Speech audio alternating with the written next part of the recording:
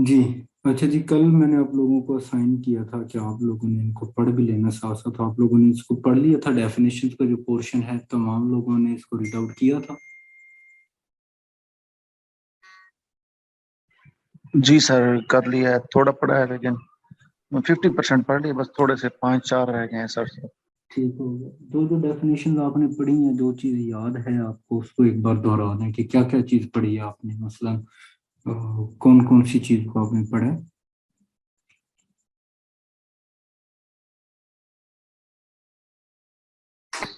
Sir article 76 से लेकर section से सर लेकर अपना सर 91 तक पढ़ लिया था सर। ओके। ओके। जी सर, इसके अलावा बाकी अभी थोड़ा सा रहता है।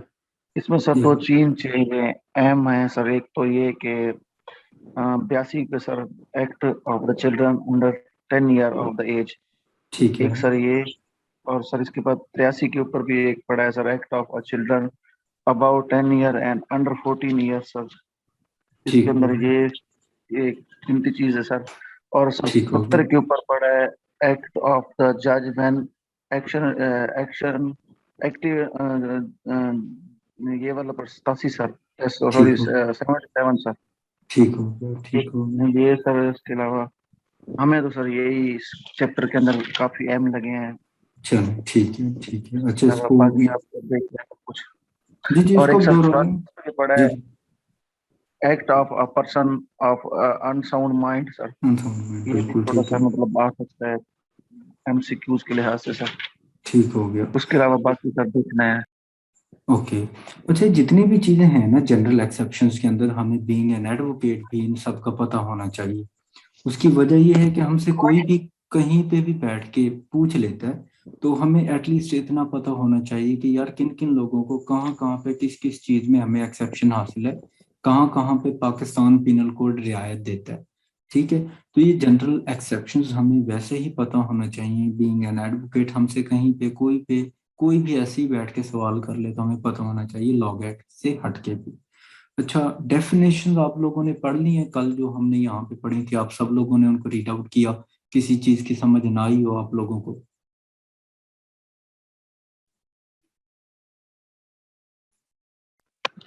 नहीं सर, तकरीबन ओके है, इंशाल्लाह अल्लाह का शुक्र है, समझ आ गए हैं सबके सब। ठीक हो गया। अच्छा, राहिला आपको।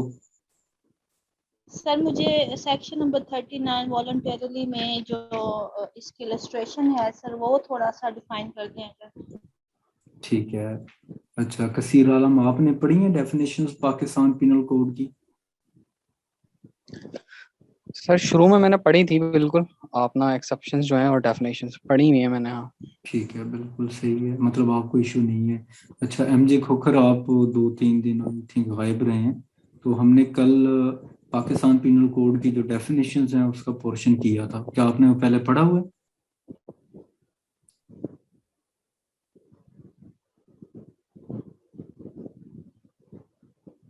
सायरा शाह, आपने पढ़ी हैं पाकिस्तान पिनल कोड की डेफिनेशंस जो हमने कल पढ़ी हैं।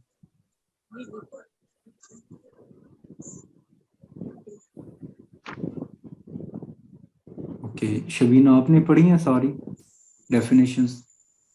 ये सर मैंने पढ़ी है। तो इसमें अभी फिलहाल तो कोई कंफ्यूजन नहीं है, बट फर्दर मैं इसको जब दोबारा से रीड आउट करूंगी तो then I will ask you. Okay. तो यस। मतलब जी जी, सबका ये है कि सिर्फ एक मसला है, और वो है 39 सेक्शन। तो चलें इसको देख लेते हैं, उसके बाद हम अपनी एक्सेप्शन शुरू करते हैं। 39 सेक्शन देख लें जी। वॉलंटरली, वॉलंटरली होता है अपनी आज़ाद मर्जी से कोई भी काम अपनी अपनी जाती इंटेंशन के साथ करना। ठीक हो गया। आप कोई भी काम विदाउट जो है आप किसी फोर्स के, विदाउट किसी थ्रेट के, विदाउट इंड्यूसमेंट के, कोई भी काम वॉलंटरली इंड्यूसमेंट से भी पाक होगा, वॉलंटरली आपको थ्रेट से भी पाक होगा। यानी कि आपका ये एक ऐसा इकदाम या कदम है जो आपकी इंतहाई आज़ाद मर्जी से आपने किया हो, जिसके अंदर आपको ना तो कोई लालच हो, ना ही कोई थ्रेट हो, ना ही कोई इंड्यूसमेंट हो आपके लिए, किसी किस्म की कोई भी चीज़ इसके अंदर शामिल नहीं होती। ऐसा एक्ट आपका वॉलंटरली कहलाता है। ठीक है जी। इसके बाद 39 सेक्शन पाकिस्तान पिनल कोड का, इसकी इलस्ट्रेशन है, A sets fire by night A ने जी आग जलाई रात के वक्त, to an inhabited house in a large town, एक इनहेबिटेड हाउस है एक बहुत बड़े शहर के अंदर, ये टाउन के अंदर, for the purpose of facilitating robbery, उसका मकसद ये था कि वो फैसिलिटेट कर रहा था रॉबरी को, ठीक हो गया, एंड दस causes the death of a person, इसी दौरान जो उस आग की वजह से एक पर्सन की डेथ हो गई है, ठीक हो गया। हेयर यहाँ पे a may not have intended to cause death, ए जो है वो डेथ कॉज नहीं करना चाहता था, बल्कि वो तो फैसिलिटेट करना चाह रहा था, सिर्फ वो जो चोरी हो रही थी, रॉबरी हो रही थी उसके अंदर, ठीक हो गया। And may even be sorry that death has been caused by his act, yet if he knew that he was likely to cause death, he has caused death voluntarily। यहाँ पे ये कह रहा है कि अगर वो ये जानता होता कि उसके आग जलाने से किसी बंदे की डेथ हो सकती है, देन ये उसका जो एक्ट है वो वॉलंटरली कहलाता, ठीक हो गया। अब यहाँ पे आ रहा है कि क्या उसने ये सोच के आग जलाई थी कि आया मेरी आग जलाने से ये जो आग है किसी बंदे की जान ले लेगी, नहीं, बल्कि वो तो वहां पे आग जला रहा था जस्ट फैसिलिटेट करने के लिए रॉबरी को। लेकिन यहाँ पे देखना ये भी तो है कि एक लार्ज टाउन के अंदर आप इनहेबिटेड हाउस के अंदर अगर आग जला रहे हैं तो डेफिनेटली उससे जो है वो आप किसी की भी जान जो है ले सकते हैं। डेफिनेटली जब आग फैलेगी, आग अगर घर को लगती है तो घर के अंदर अगर कोई बंदा मौजूद है या पड़ोस में कोई मौजूद है, आग फैलती है तो वहां पे आग लगने का खदशा हो सकता है। अगर तो वो ये बात जानता था, वो उसकी बिलीव के अंदर ये ऐसा हो सकता था, तब वो जो डेथ कॉज हो रही है वो वॉलंटरली उसके एक्ट से हो रही है और वो इसका ये एक्ट वॉलंटरली कहलाएगा। यानी कि इसके अंदर वॉलंटरली जो लफ्ज है इसके अंदर ये जो तमाम चीजें हैं वो पीछे हो जाती हैं। इसके अंदर सिर्फ आपकी आजाद मर्जी शामिल होती है, इसके अंदर कोई चीज नहीं आती, ना ही इंड्यूसमेंट है ना ही थ्रेट है, कोई चीज नहीं है। अब देखें जब आप कन्फेशन करते हैं वो कन्फेशन भी आप वॉलंटरली करते हैं, ठीक हो गया। अगर कन्फेशन आपका वॉलंटरली नहीं है तो ऐसा जो कन्फेशन है under the QSO it is not admissible in the court of law। Bhalwal जो है आप काइंडली अपना माइक ऑफ कीजिएगा प्लीज, माइक भलवाल। हाँ जी, थैंक यू। राहिल आपको समझ आ गई है? जी सर, ये पूछना था कि अब जो उसको पनिशमेंट मिलेगी अंडर PPC, हाँ तो जी। उसे सिर्फ रॉबरी की मिलेगी या उस डेथ की भी मिलेगी जो उससे इनवॉलेंटरली जो हुआ अगर वॉलंटरली अगर उसने वॉलंटरली आग जो है अपनी मर्जी से जलाई है और अगर वो जानता था कि मेरी आग से किसी बंदे की डेथ हो सकती है तो देन उसको डेथ पनिशमेंट जो है वो भी मिलेगी रॉबरी के साथ साथ। अगर वो उसने वॉलंटरली आग नहीं जलाई थी तब जो है वो कंडीशन और होगी, यानी कि फिर वो लॉ जो है उसको दूसरी नजर से देखेगा। वॉलंटरली चीजों को देखा जाता है, जब भी कोई बंदा एक्ट कर रहा है तो तब उसका जो एक्ट है वो वॉलंटरली होना चाहिए। अगर वॉलंटरली है तो उसका इतलाक उसके ऊपर होगा। अब ये चीजें जो है ट्रायल की चीजें होती हैं, ठीक हो गया। अब देखें बाज़ औक़ात बाज़ लोग गैरत के नाम पे कत्ल कर देते हैं और जाती दुश्मनियों में ऐसे होता है कि इल्ज़ाम लगा के गैरत के नाम पे कत्ल कर दिया। गैरत के नाम पे क्यों कत्ल करते हैं? परसों एक लड़की है 3 दिन पहले कत्ल हुई है फैसलाबाद के अंदर, नहीं बल्कि फैसलाबाद में मॉडलिंग करती थी, ओकाड़ा की कहीं वो थी, वो अपने घर गई है, उसके भाई ने उसको मार दिया। अब जब उसने स्टेटमेंट दी मैंने गैरत के नाम पे कत्ल किया, अब गैरत के नाम पे असल मसला ये है कि हमारी कोर्ट्स जो हैं वो एक्सेप्शन देती हैं। हमारी कोर्ट्स ये समझती हैं, ये अज्यूम करती हैं कि यहाँ पे जंगल का कानून होना चाहिए और यहाँ पे आप जो है वो गैरत के नाम पे अपनी माओ बहनों बेटियों को आप कत्ल कर दें, तो ऐसा हरगिज जो है वो नहीं होना चाहिए। अब यहाँ पे लोग कत्ल करके नारा लगा देते हैं मैंने जी गैरत के नाम पे, हो सकता है कि पर्सनल कोई और इशू हो, ठीक हो गया। वो तो जब बाद में चीजें इन्वेस्टिगेट होती हैं तब चीजें और निकलती हैं। अब जैसे कि अक्सर 295C का नाजायज फायदा उठाते हैं हम मुस्लिम, जिसका दिल चाहता है जिसको इल्जाम लगाया मार दिया। अभी हाल ही में एक मामला हुआ श्रीलंकन शहरी वाला, मतलब हम लोगों के अंदर ये चीजें रह गई हैं। तो थोड़ा सा ये मामलात होते हैं, इसलिए वॉलंटियरली जो हैं वो चीज़ें चेक की जाती हैं। ट्रायल के मैटर्स हैं, ट्रायल जब होते हैं, जब इन्वेस्टिगेशंस कंप्लीट होती हैं, ट्रायल चलते हैं, तब ये सारी चीज़ें सामने आती हैं।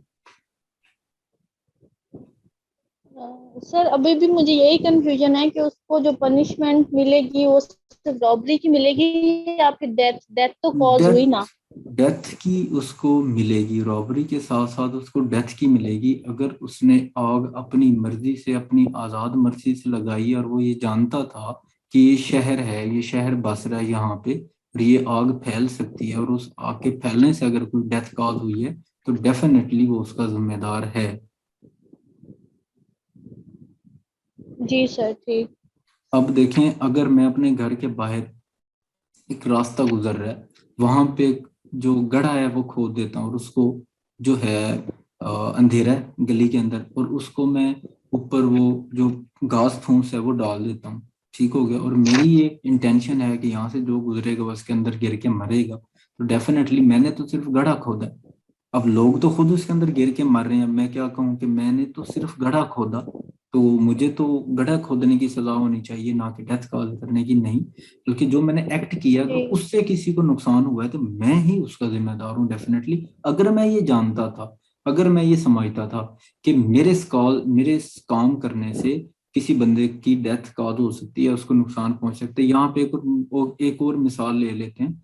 फॉर एग्जाम्पल, वो आप आगे जाके पाकिस्तान पिनल कोड के अंदर यहीं पे इलस्ट्रेशन पढ़ेंगे भी सही, और ये आती भी हैं। वो एक डीर वाली है, बंदा खड़ा है जी जंगल सर ये में। आई हुई थी इस बार हाँ जी, 25 में ना। ये आती जी हैं, जी। मतलब इलस्ट्रेशन ही आती हैं।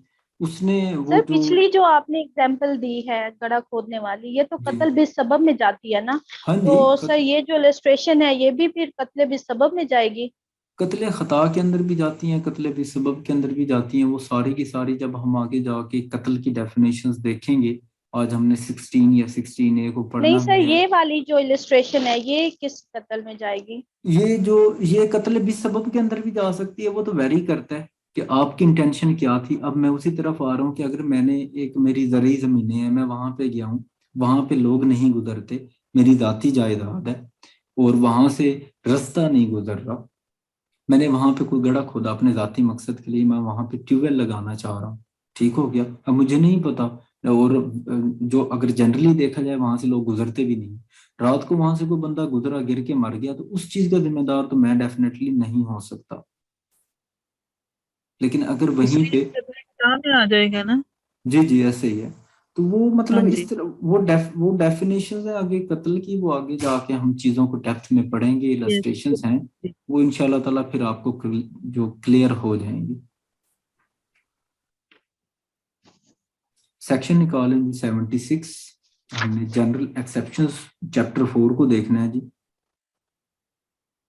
अच्छा जी, लॉ गेट के अंदर पाकिस्तान पिनल कोड से 10 नंबर के एमसीक्यूज पूछे जाते हैं, और 10 नंबर के जो एमसीक्यूज हैं ये 4 या 5 हमारे पास चैप्टर हैं, उनमें से पूछे जाते हैं। पहला है डेफिनेशंस का, वो हमने कवर कर लिया। उसके बाद चैप्टर 4 है जनरल एक्सेप्शंस का, इसको अब हम कवर करेंगे। उसके बाद हमारे पास चैप्टर 16 है, 16A है और 17 है, ऐसे ही है। जी बिल्कुल सर। जी सर, ओके, यही अभी तक तो सिलेबस पुराना तो यही, आगे देखा नेक्स्ट पता नहीं।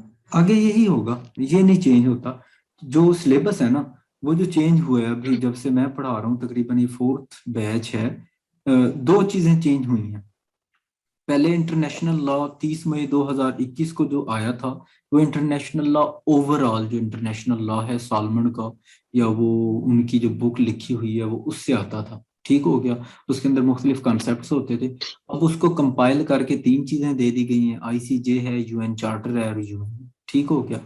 अच्छा, उसके बाद जो है कॉन्स्टिट्यूशनल हिस्ट्री होती थी, पहले 1935 से आज तक 2022 तक जितनी कॉन्स्टिट्यूशन के अंदर प्रोग्रेस हुई है, जितनी चीजें जो हैं वो डेवलपमेंट्स, इसकी मेजर डेवलपमेंट्स हुई हैं, वो पूछी जाती थी, वो हम पढ़ते थे या पढ़ाते थे।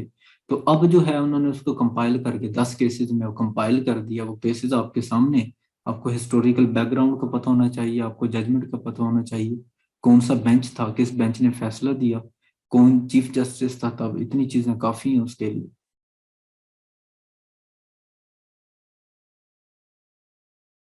Chapter sir 4। केसेस को सर ये जो केसेस हैं सर इसको कंपैरिजन में भी दिए जाते हैं सर। पिछली दफा यही जो 25 में मैं आपको बता रही हूँ, इसमें कंपैरिजन पूछा होता है कि दोनों के कौन कौन से केसेस में जो थी वो सेम सिचुएशन थी सर, वो कंपैरिजन भी करते हैं। अब उस क्वेश्चन का तो आंसर ही नहीं आता था मुझे, जी मैडम, पता आपकी ही नहीं। बात बिल्कुल सही है, ऐसा ही है।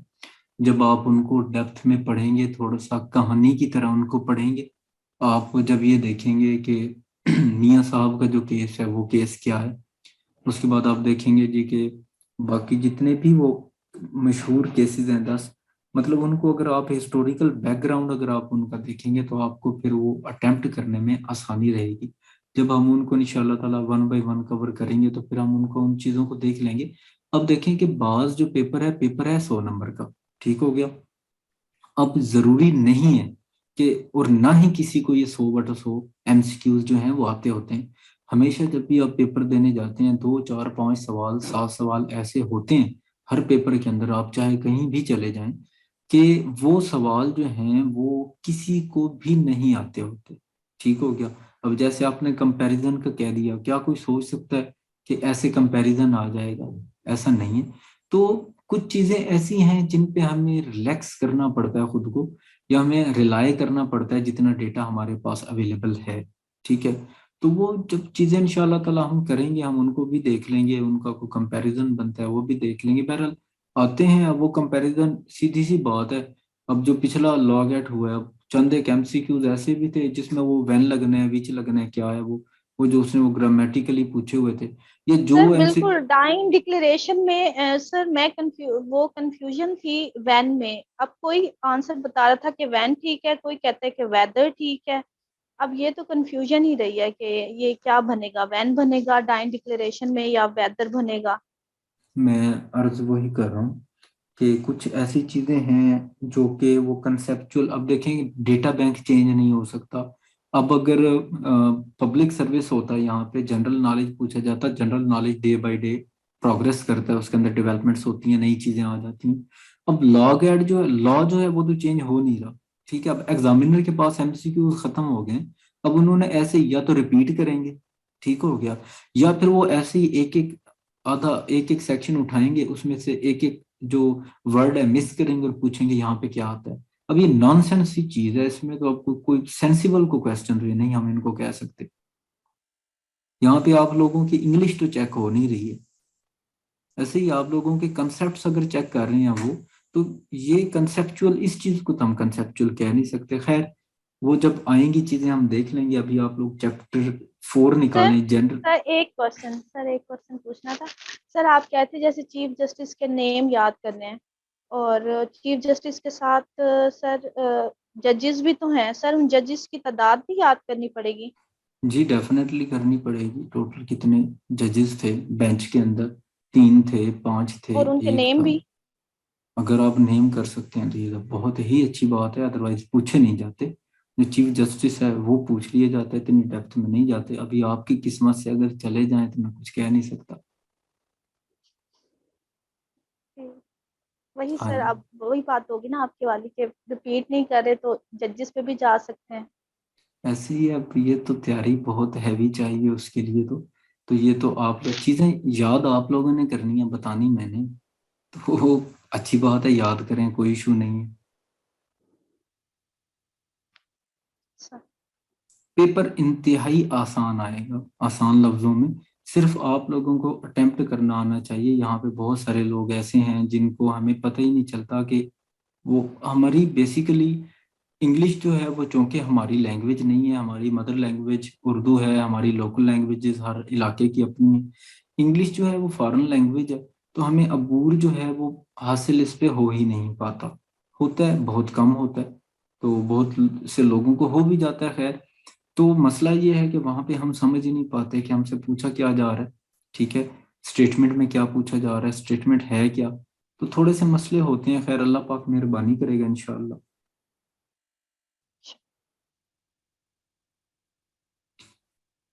सेक्शन 76, जनरल एक्सेप्शन पहली।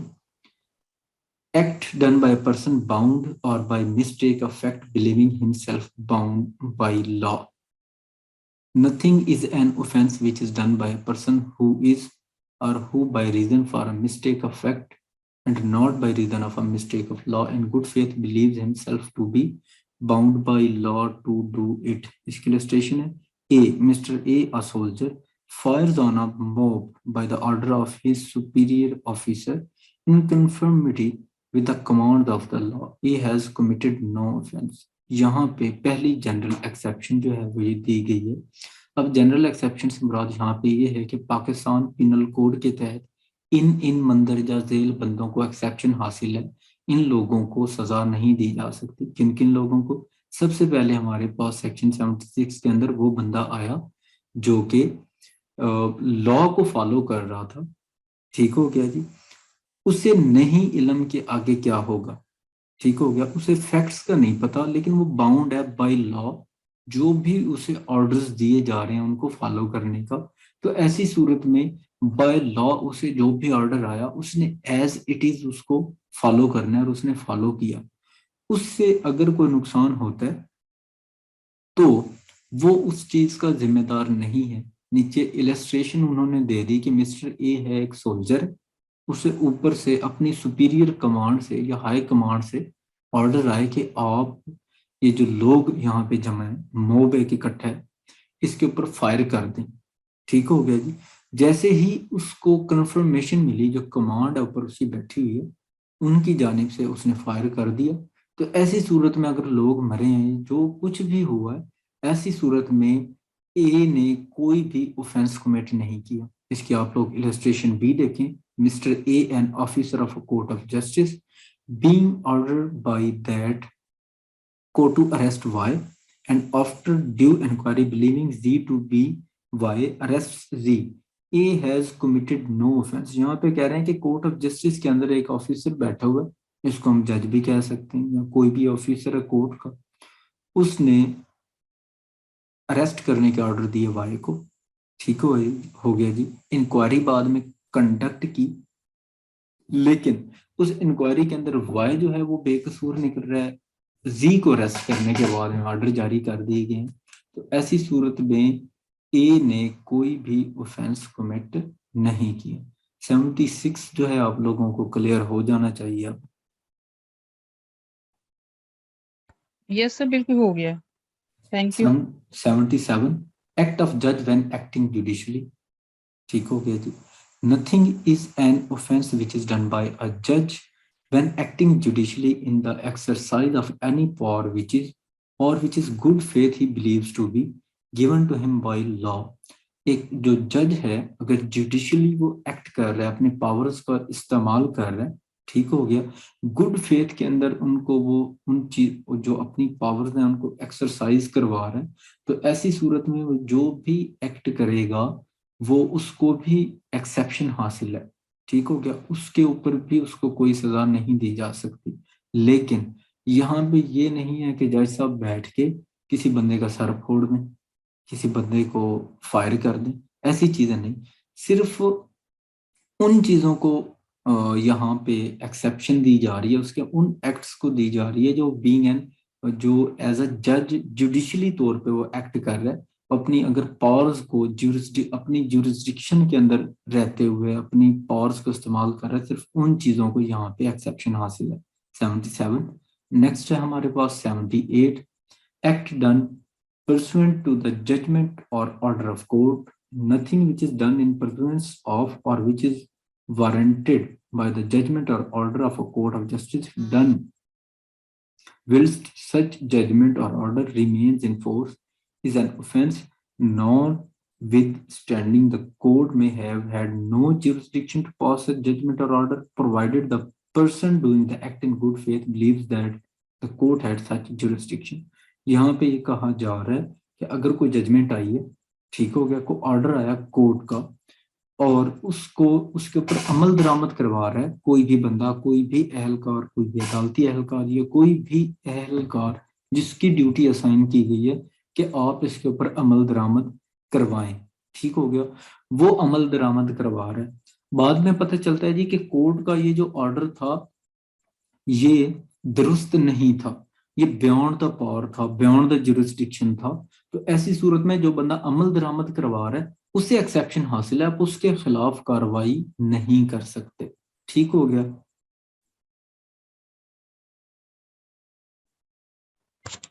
Excuse me sir, please kindly आप रिपीट कर सकते हैं इसे?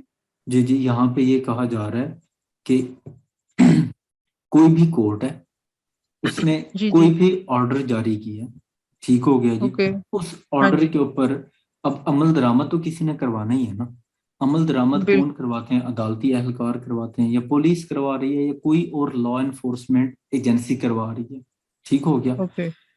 अब उन लोगों ने उस ऑर्डर के ऊपर मनो अमल करवा दिया, और उनके मुताबिक वो जो ऑर्डर था वो बिल्कुल ठीक था, या वो उसके ऊपर बिलीव जी। करते थे, रीजन टू बिलीव उनका यही था कि जो ऑर्डर हमें मिला है ये एज इट इज हम बाय लॉ ठीक है, और बाय लॉ उसके ऊपर अमल दरामद करवाने के पाबंद हैं। बाद में पता चलता है कि ये जो एक्ट था, यानी कि जो ऑर्डर दिए गए कोर्ट की जानिब से, ये कोर्ट ही ज्यूरिसडिक्शन में नहीं आते थे, ये कोर्ट ने गलत ऑर्डर जारी किए, अपनी पावर्स का नाजायज इस्तेमाल किया। तो ऐसी सूरत में जो इन्फोर्समेंट एजेंसी है या इन्फोर्समेंट का जो बंदा है, वो जो अदालती एहलकार या कोई भी है, आप उससे ब्लेम नहीं कर सकते। आई समझ? जी बिल्कुल, वो तो ऑर्डर को फॉलो कर रहा था हाँ ना। जी, वो बाय लॉ ऑर्डर को फॉलो कर रहा था, उसने अपना काम मुकम्मल किया। वो ऑर्डर की एग्जैक्टली। वैलिडिटी जो है वो कोर्ट जाने, और वो जो एतराज लग रहा है वो लोग जाने। हमें तो हमारा काम दिया गया कि आपने ये जाके इसके ऊपर अमल दरामद करवाएं, हमने अमल दरामद बिल्कुल। करवा दिया, हमारा काम खत्म हो गया। Is it clear? Yes sir, thank you. Sir ये यही हो सकता है ना कि किसी अगर कोर्ट ने फांसी की सजा दी है, मतलब जी जी, उसके मुताबिक वो ठीक है, अब उसे तो फांसी हो गई, बाद में पता चला कि ऑर्डर जो है वो गलत हो गया, तो अब तो ऐसे उसे ही। फांसी की सजा हो गई, अब तो कुछ नहीं कर सकते। तो ऑर्डर मतलब उसको भी नहीं सजा दे सकते जिसने जुडिशियली एक्ट किया था, यानी कोर्ट को। और डेफिनेटली अब और उ- कोर्ट्स के अगेंस्ट तो कार्रवाई होती ही नहीं है। अभी आप ऊपर पढ़ के एक्ट ऑफ जज, उसने जी गलत फैसला दिया, ठीक हो गया, या ठीक फैसला दिया, लेकिन जुडिशियली वो अपनी पावर्स का इस्तेमाल कर रहा था, तो उसको कॉल अप नहीं किया जा सकता, उसके ऑर्डर्स को सेट असाइड जरूर करवाया जा सकता है। आगे ये समझ, उनके ऑर्डर्स को सेट असाइड जरूर करवाया जा सकता है, लेकिन इस चीज के ऊपर जज को फांसी नहीं लगा सकते कि आपने गलत फैसला दिया और आपने किसी बंदे को फांसी लगा दी। वो तो अपनी पावर्स का इस्तेमाल कर रहा था, जो है जो उसे तफवीज की गई है। अब उसने खुद से तो उठा के हथौड़ा मार के किसी का सर नहीं न फाड़ा, ठीक हो गया। जब उसके पास एविडेंस आई, जब ट्रायल चला, उसके बाद उसने पूरे के पूरे लॉ को फॉलो करते हुए अपनी जजमेंट या वर्डिक्ट दी है। उसको, उसकी वैलिडिटी को आप चैलेंज कर सकते हैं, लेकिन आप ये नहीं कर सकते कि जज के खिलाफ कार्रवाई की जाए। उसके बाद अगर यहाँ पे अब जो जलाद है उसने फांसी दी है, ठीक हो गया, तो यहाँ पे 78 उसको प्रोटेक्शन दे रहा है। 78 कह रहा है कि चाहे वो ऑर्डर ठीक था या गलत था, आपने उसके ऊपर अमल दरामद करवाया, ठीक हो गया। जलाद को ऑर्डर मिले, आपने सुबह 5 बजे फांसी देनी है, उसने फांसी दे दी, ठीक हो गया। तो जलाद के ऊपर आप कार्रवाई नहीं कर सकते कि आपने फांसी क्यों दी, ठीक हो गया। उसने तो 78 के तहत अपनी तमाम जिम्मेदारियां पूरी की, 78 उसको प्रोटेक्ट करने के लिए पहुंच जाता है। जी सर। क्लियर? सबको क्लियर हो गया जी? जी सर बिल्कुल, नेक्स्ट चलते हैं। 79। कसीर आलम आपको, एमजी खोखर आपको, Rizwan.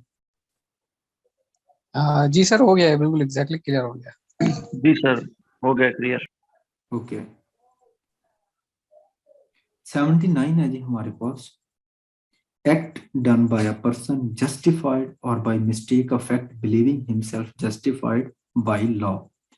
Nothing is an offense which is done by any person who is justified by law, or who by reason of a mistake of fact and not by reason of a mistake of law in good faith believes himself to be justified by law in doing it. Illustration is कि A C Z commit what appears to A to be a murder. A in the exercise to the best of his judgment, exerted in good faith of the power which the law gives to all persons of apprehending murders, in the act seizes Z in order to bring Z before the proper authorities. A has committed no offense, though it may turn out that Z was acting in self-defense.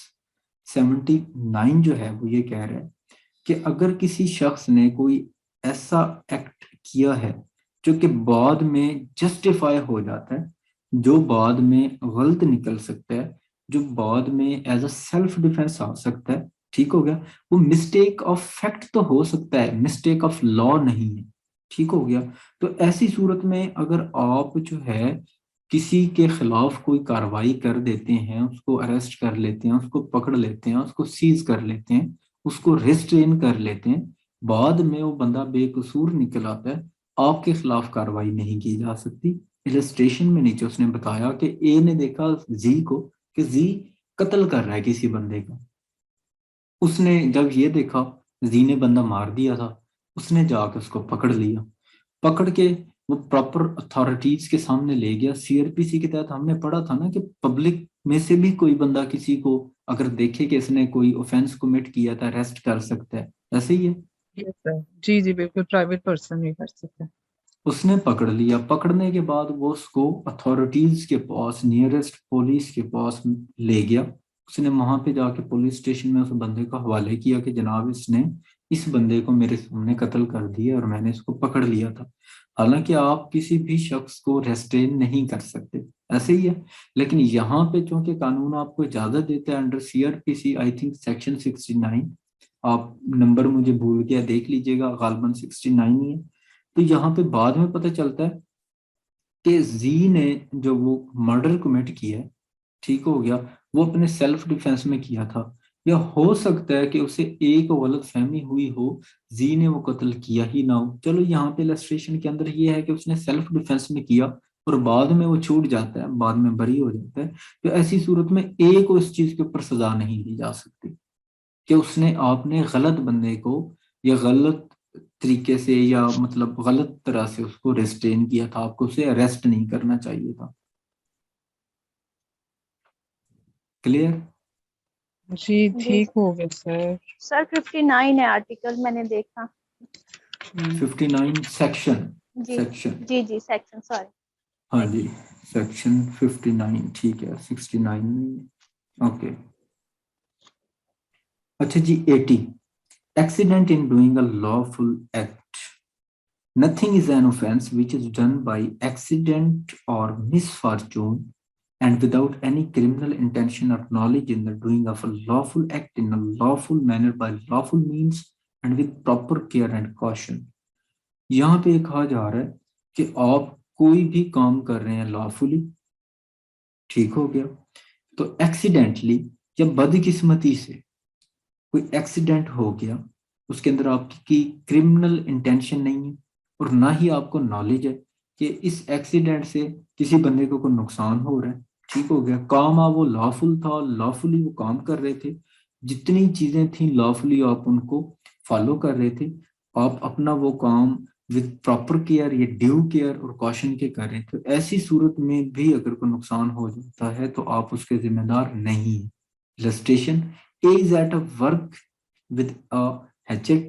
The head foils off and kills a man who is standing by. Here, if there was no want of proper caution on the part of A, his act is excusable and not an offense. यहाँ पे simply ये कहा जा रहा है कि ए जो है वो अपने वर्क के ऊपर है, ठीक हो गया, हेड जो है उसको फ्लाई करता है और वो अपना सर जो है वो उठा रहा है और उसके सर के उठाने से जो बंदा वहां पे था साथ में उसके, उसकी डेथ कॉज हो रही है, ठीक हो गया।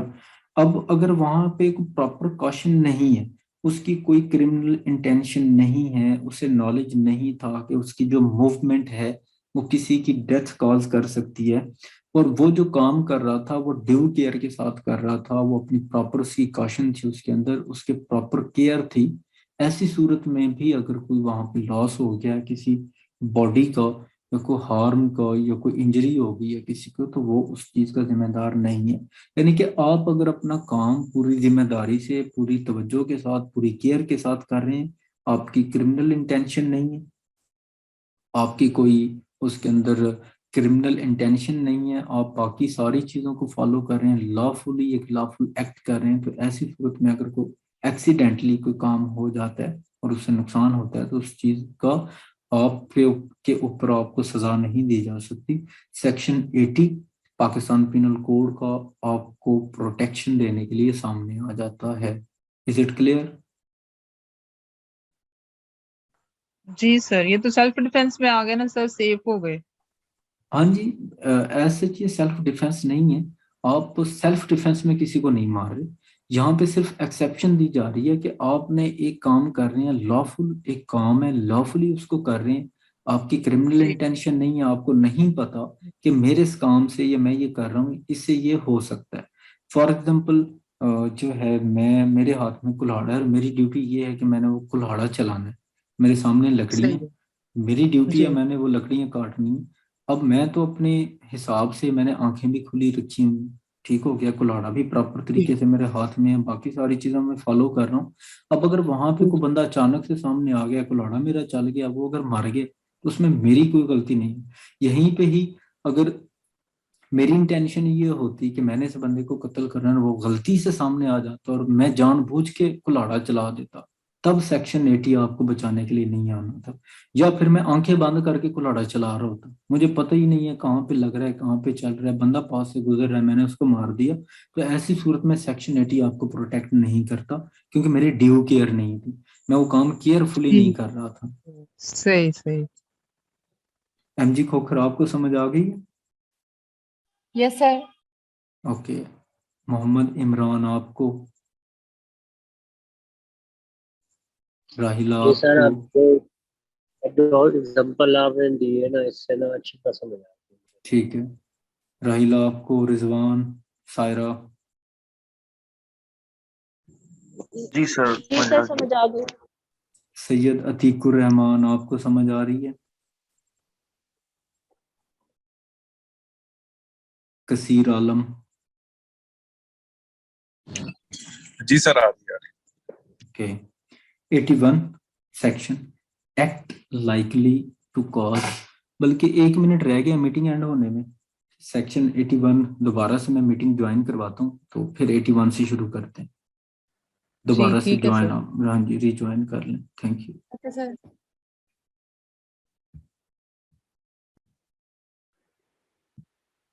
एक्ट जी लाइकली सर, जिस टू, तरह मेरे साथ हुआ किस्मत ने।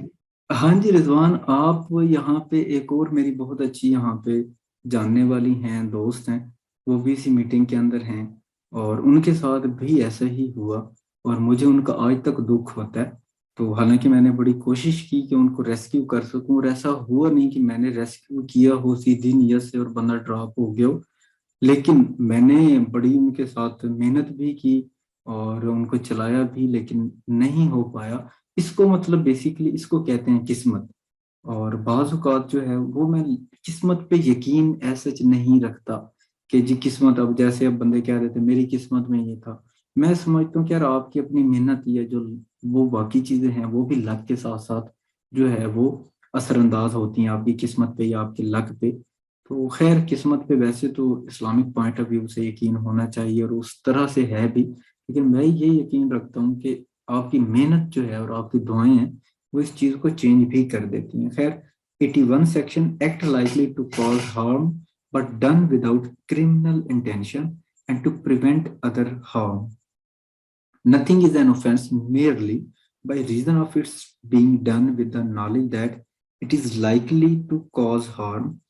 If it be done without any criminal intention to cause harm and in good faith for the purpose of preventing or avoiding other harm to person or property, यहाँ पे ये कहा जा रहा है कि आपने एक ऐसा एक्ट किया जिसमें आप किसी पर्सन को या किसी प्रॉपर्टी को नुकसान से बचा रहे थे, लेकिन फिर भी आपके उस एक्ट से किसी को कोई नुकसान हो गया और आपकी इंटेंशन इसके अंदर नुकसान पहुंचाने वाली नहीं थी, तब आपको सेक्शन 81 शेल्टर प्रोवाइड करता है, तब वो आपको बचा लेता है।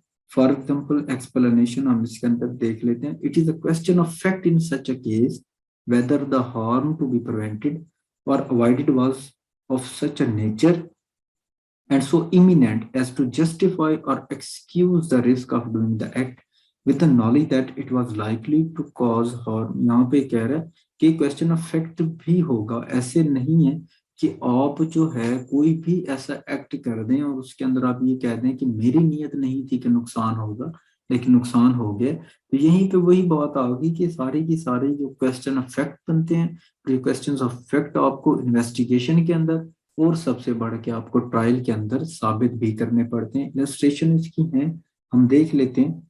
इसकी इलस्ट्रेशन भी देखें, वो छोटी है, उससे जरा आसानी से हमें समझ आ जाएगी। मिस्टर ए है जिसके अंदर इन अ ग्रेट फायर, आग के अंदर है, वो आग अच्छी खासी लगी हुई है। Pulls down houses in order to prevent the conflagration from spreading. ठीक हो गया, मिस्टर ए ने आग जल रही है वहां पे, ठीक हो गया, घरों को गिरा दिया ताकि वो जो आग है फैले नहीं। फॉर एग्जाम्पल गली के एक कोने पे आग जल रही है और आगे से आगे बढ़ती आ रही है, कतार के अंदर मकान बने हुए, ठीक हो गया।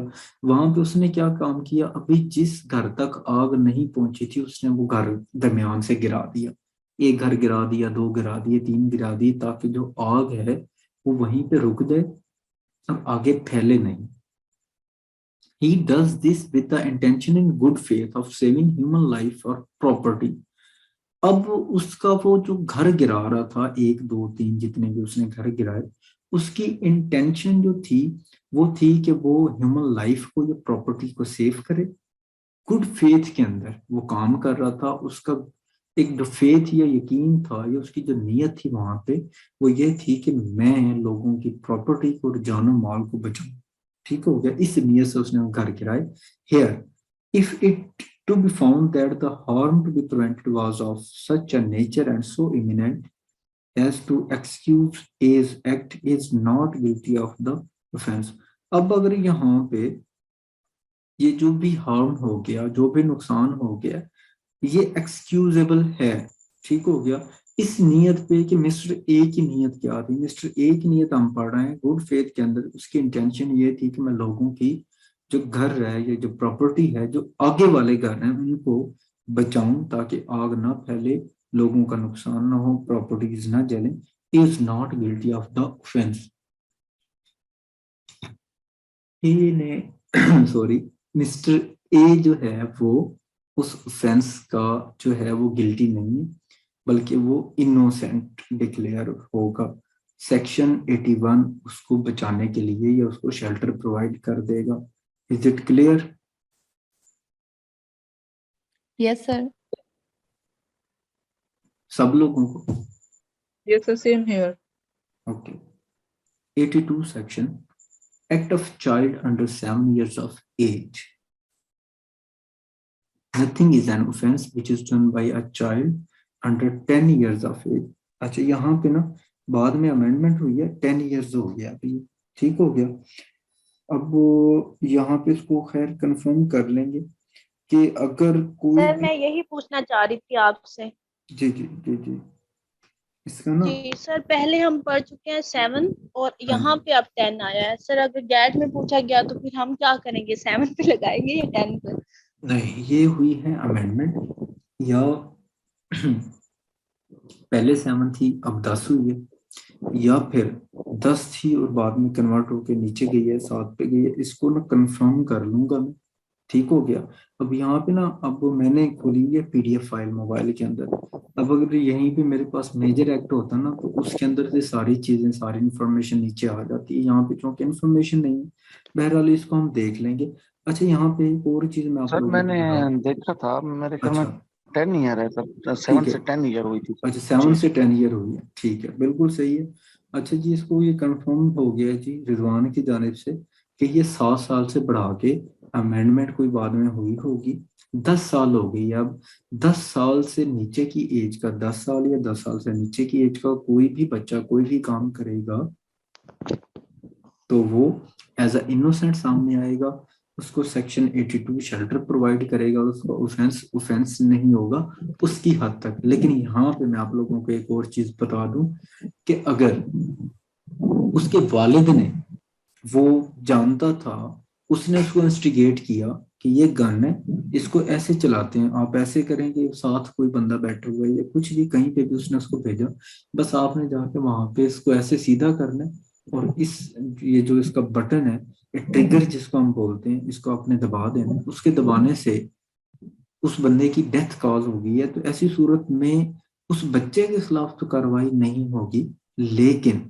वो जो उसका वालिद है, जिसने उसको इंस्टिगेट किया, उसके खिलाफ कार्रवाई होगी। समझ गए हैं? सर उसके लिए भी प्रूफ होना जरूरी है ना?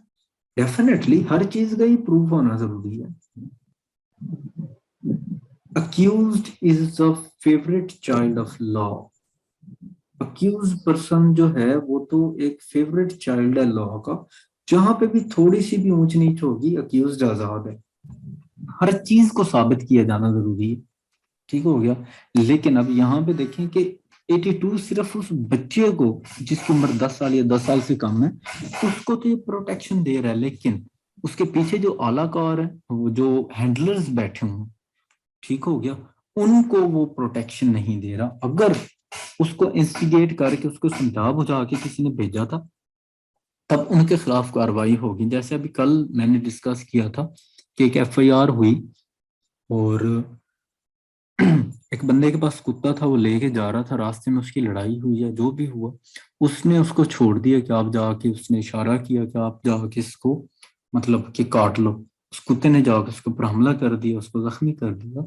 तो हाई कोर्ट ने फैसला दिया है जी कि वो तमाम जो दफआत हैं, जो FIR के अंदर जो सेक्शंस हैं, वो सारे के सारे जो हैं लगा के, जो जो भी लागू होते हैं लगा के, उसके मालिक के खिलाफ जो है वो FIR दी जाए। देखें, एक्ट कुत्ते का है, कुत्ते ने किया है ना, कुत्ते को सजा होनी चाहिए, लेकिन सिर्फ इंस्टिगेट करने पे, क्योंकि उसका मालिक आप हैं, उसने आपको कहा है, आपने उसको कहा है, आपने उसको इंस्टिगेट किया, आपके खिलाफ कार्रवाई हो रही है। Is it clear? Yes sir. Next, Section 83, Act of a child above 7 and under 12 of immature understanding. Nothing is an offense which is done by a child above 10 years. अब वही बात ऊपर वाली, 7 को खत्म हो गया, अब 10 हो गया, ठीक हो गया, of age and under 14, और वहां से 12 से बढ़ के 14 हो गई है उम्र, who has not attained sufficient maturity of understanding to judge of the nature and consequences of his conduct on that occasion. यहाँ पे ये कहा जा रहा है कि ऐसी चीज भी ऑफेंस कंसिडर नहीं होगी जिसके अंदर बच्चा जो है उसकी उम्र 10 साल से 14 साल के दरमियान है, और वो अंडरस्टैंड नहीं कर पा रहा कि कॉन्सिक्वेंसेस क्या होंगे उसके उस काम करने के। ऐसी सूरत में अगर उससे कोई ऑफेंस कमिट हो गया तो वो भी ऑफेंस नहीं कहलाएगा।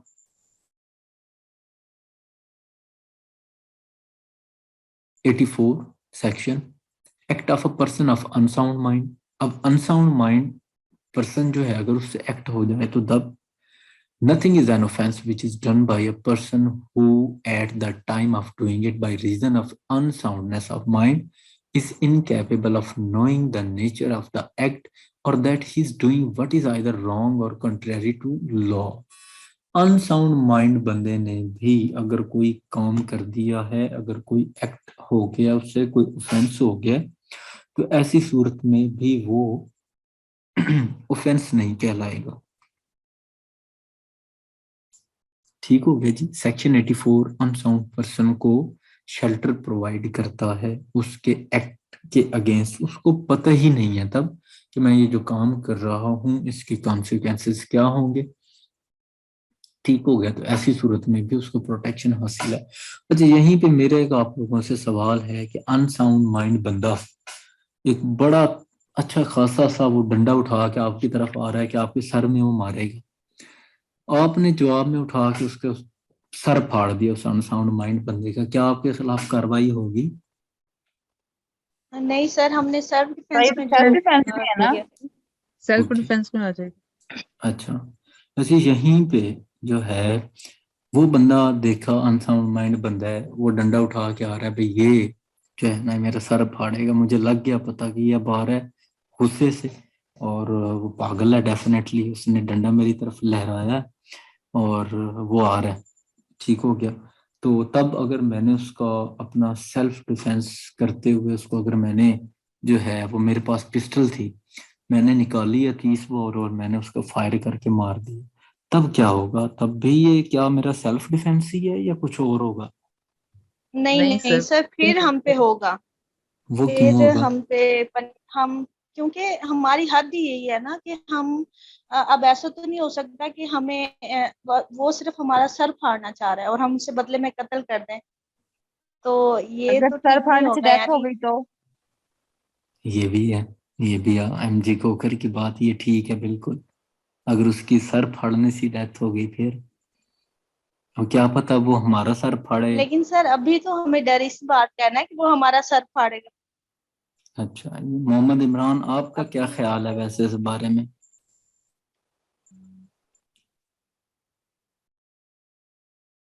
रिजवान आप बताएं यार इसके ऊपर। के ऊपर मेरे ख्याल में तो 302 बनता है सर। अच्छा, मेरे ऊपर बनेगा, मैंने फायर किया है, उस चीज पे बनेगा 302? हूँ। जी सर, जिसने मतलब अपने फायर किया है उसके ऊपर सर 302 तो बनेगा मेरे ख्याल। तो या फिर सेल्फ, साबित करना पड़ेगा कि सेल्फ डिफेंस मैंने तौर सर पे मैंने उसको किया गन है। दिखा के जज दिलाया भी जा सकता है। हाँ ये अब पागल बंदे को हम गन दिखा के कैसे डराएंगे? उसे पता ही नहीं है। उसे तो सर देखे ना आप उसको। जी जी, पहले एक सेकंड सब लोग खामोश हो जाएं, राहिला बात करें। हाँ जी, आप बताएं जी। मैंने डरा दिया उसको गन दिखा के, आगे कुछ कहना है आपने?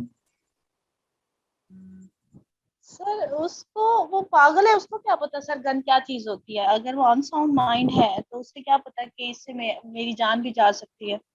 ये भी सही है। कसीर आलम, उसे सर ये आपने मैंने, पता है कुछ? कि ये मेरे, सर ये भी उसे पता है कि उसके हाथ में डंडा है, वो डंडा लेके हाँ ये बात भी। वैसे खैर आप लोगों को ना पुलिस में होना चाहिए था, सब लोगों को। बड़ी अच्छी यही अप्रोच है।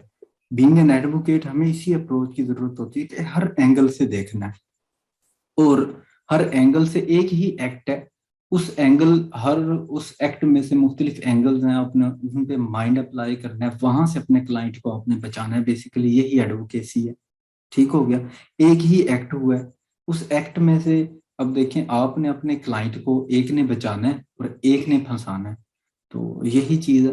खैर, ये जनरल एक्सेप्शंस हैं सेल्फ डिफेंस की, जब आएगी ये इसके ऊपर भी हम बात कर लेंगे। वैसे अब अगर एक और यहीं पे चलें, बात में से बात निकल गई। सेल्फ डिफेंस, एक बंदा जो है वो आया, वो अनसाउंड माइंड नहीं है, वो बिल्कुल ठीक ठाक है बंदा। ठीक हो गया, हाथ में उसने तगड़ा सा डंडा उठाया हुआ है, और मुझे लग रहा है कि ये आगे जो है वो, मैं बाइक पे बैठा हुआ हूँ, मैंने हेलमेट डाला हुआ है, अब मुझे पता है ये मेरे सर पे तो मारने से रहा। ठीक हो गया, अब जनाब मैं बाइक ड्राइव कर रहा था, वो पीछे से आया, उसने जनाब, मुझे लगा कि वो मुझे डंडा मारेगा, मैं जो है मैंने हेलमेट डाला हुआ है, तो ऐसी सूरत में डंडा मेरे पास भी है। ठीक हो गया, और उसके ऊपर बड़े वो जैसे कीले वगैरह नहीं लोग लगा के रखते, कीलें लगी हुई हैं, और मुझे पता भी है कि अगर मैंने इसका एक बार इसके सर पे किया तो उसकी डेथ जो है वो कॉज हो सकती है। ठीक हो गया, ऐसी सूरत में मैंने अपना वो डंडा उठा लिया। ठीक हो गया, तो मैंने उसको उठा के जवाब में मारा, उससे पहले कि वो मुझे डंडा मारता, मैंने उसके सर में मारा है, उस बंदे की डेथ कॉज होगी। वो कील उसके अंदर घुसी है, उसके दिमाग के अंदर, और उसने उसके ब्रेन को डैमेज किया, बंदा मर गया। तो ऐसी सूरत में क्या मुझे सेल्फ डिफेंस, तो डेफिनेटली मैंने तो अपना सेल्फ डिफेंस किया, क्या मुझे इस हद तक सेल्फ डिफेंस की इजाजत थी?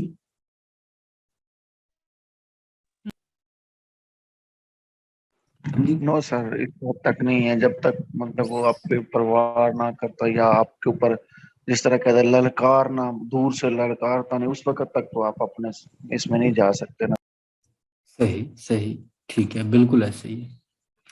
साथ में ये है कि यूज ऑफ फोर्स भी देखना पड़ता है आपको, कि आपके खिलाफ कितनी जो फोर्स है वो किस हद तक इस्तेमाल की जा रही है। फॉर एग्जांपल, अब यहीं पे अगर जो है एक बंदे ने, वो अनसाउंड माइंड नहीं है, वो बिल्कुल ठीक है, उसके पास चाकू है, मुझसे चाकू के ऊपर हमला, चाकू के साथ मेरे ऊपर हमला करना चाह रहा है, मैंने आगे से जो है अपनी क्लाशनकोफ उठा के फायर करके मार दिया, तो ऐसी सूरत में ये as a such self defence की हद तक नहीं आएगा।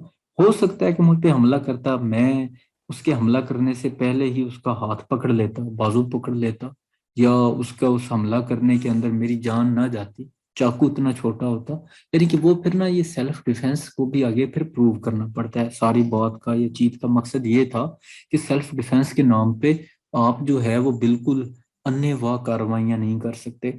अब अक्सर ऐसे होता है कि फॉर एग्जाम्पल अगर किसी के साथ झगड़ा हो तो क्या करते हैं कि उस बंदे को, गली में जा रहा है वो बंदा, उस बंदे को मारा, मार के जनाब उठा के उस बंदे को अपने दरवाजे में डाल लिया, या अपने घर की चार दीवारी के अंदर ले आए उठा के, फिर 15 पे कॉल कर दी और कहा जी ये देखें जी ये बंदा, ये 7 पिस्टल रख दिया, 1-2 फायर कर दिए हवा में कि बंदा हमारे घर में घुसा है, इसने फायर किए, और हमने जनाब यहाँ पे फिर सेल्फ डिफेंस में इसको फायर किया, बंदा हमने मार दी। हालांकि बंदे को राह चलते हुए गली में मारा उठा के, अक्सर ऐसे देखने में आया है। तो ऐसे होता है। खैर, लॉ का मिस यूज यहाँ पे हमारे यहाँ बहुत ज्यादा किया जाता है। फिर आगे चलते हैं हम। 85, act of a person incapable of judgment by reason of intoxication caused against his will. Nothing is an offense which is done by a person who at the time of doing it is by reason of intoxication incapable of knowing the nature of the act, or that he is doing what is either wrong or contrary to law, provided that the thing which intoxicated him was administered to him without his knowledge or against his will. यहाँ पे ये कहा जा रहा है कि अगर आप नशे की हालत में हैं और आपने कोई ऑफेंस कमिट कर दिया है तो 85 आपको सेक्शन शेल्टर करता है। आपको जनरल एक्सेप्शन हासिल है कि पाकिस्तान पिनल कोड के तहत आपको सजा नहीं दी जा सकती, लेकिन वहीं पे आपको ये भी कहा जा रहा है कि ये नशा आपने खुद से ना किया हो। ये नहीं है कि आप जनाब शराब की बोतल रात को पिए, गाड़ी निकालें और फुटपाथ पे चढ़ा दें। लोग जो वहां पे सोए हुए होते हैं, जो होमलेस पीपल हैं, आप उनको कुचल दें और नारे मारते हुए नीचे उतर आएंगे, बस जी ये तो सेक्शन 85 मुझे जो है प्रोटेक्शन देता है। ऐसा नहीं है। वो जो नशा आपने किया वो आपको गलती से करो, मतलब कि आप आपके इल्म में ना हो, आपको करवाया गया हो, और ना ही आपके ये रीजन टू बिलीव आपका हो कि मैं जो पानी पी रहा हूँ ये इसके पीने से मुझे नशा हो जाएगा या मैं अपने जो हवासों में नहीं रहूंगा। आपको इल्म नहीं होना चाहिए। ठीक है जी, समझ आ गई है? सर अगर कोई ये कह दे कि वो नशा उसने खुद किया तो फिर? जो खुद किया है तो तब तो उसके ऊपर ये लागू होगा ना, तब तो 85 उसको प्रोटेक्शन नहीं दे रहा। फॉर एग्जाम्पल वो एक ड्रिंक ले रहा है किसी भी हाँ जी, रेस्टोरेंट से, उसने एक ड्रिंक ली है, हाँ जी, उसमें कुछ भी नशावर चीज है वो उसने पी ली, लेकिन उसे नहीं पता जिस तरह आपने कहा है। बिल्कुल। लेकिन अगर देने वाला मतलब कोई उसे दुश्मन अगर या कोई उसे थ्रेट करने के लिए जानबूझ के उस पर इल्जाम लगाए कि नहीं ये जानता है इसने जानबूझ के लिया है, वो ये प्रूव कर दे तो फिर? तो जब आपने जानबूझ के ली ही नहीं है तो आपको दुश्मन आपके खिलाफ प्रूव कैसे करेगा? ये तो फिर ट्रायल की चीज है ना, आप अपना सेल्फ डिफेंस देंगे। अगर आपने जानबूझ के एक चीज नहीं ली, आपने जानबूझ के एक चीज नहीं पी और आपको पिला दी गई है धोखे से, ठीक हो गया, और तब आपसे कोई काम हो गया, तब आपको नहीं पता, तब आप जब नशे में होते हैं ना अच्छाई का पता होता है ना बुराई का पता होता है, तो अगर आपसे कोई बैड डीड हो भी गई है तो तब आप उसके जिम्मेदार नहीं होंगे। अगर आपने जानबूझ के एक चीज पी, खुद को इंटॉक्सिकेट किया, तब आपने कोई भी काम किया तो उस चीज के आप जिम्मेदार हैं। Is it clear? Yes sir. Okay. राहिला का सवाल नहीं आया, मैं तो हैरान हो रहा हूँ। नेक्स्ट है जी हमारे पास 86, सर ऑफेंस। क्लियर है ना, इसलिए नहीं पूछा। चलिए, नहीं वो फिर बात में से बात भी, मतलब सवाल में से सवाल निकलता है, मैं तो इसलिए था कि कोई ना कोई जी सवाल आएगा। 86, offense requiring a particular intent or knowledge committed by one who is intoxicated। अच्छा ये हमने पढ़ लिया बल्कि, सॉरी।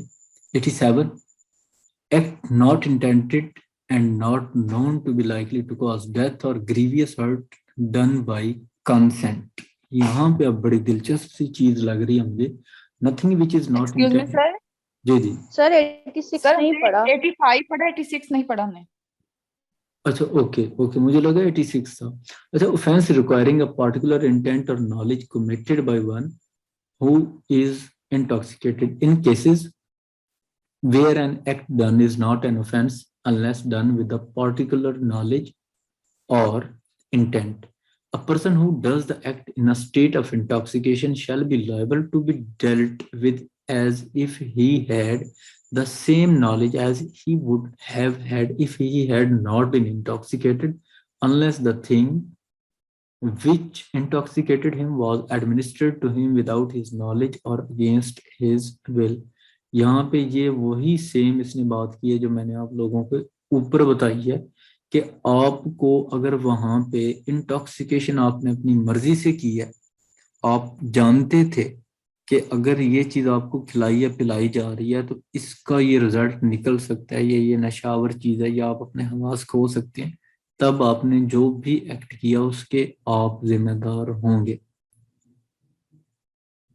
वो ऐसे ही समझा जाएगा कि आपने ये अपने हवास में काम किया। जब आप नशे की हालत में हैं, जानबूझ के आपने नशा किया है, तब वो आपका जो एक्ट है वो सेम इसी तरह ही कंसिडर किया जाएगा जैसा कि आप अपने होशो हवास के अंदर थे। इसकी इलस्ट्रेशन देखते हैं, बल्कि इसकी इलस्ट्रेशन है ही नहीं, sorry.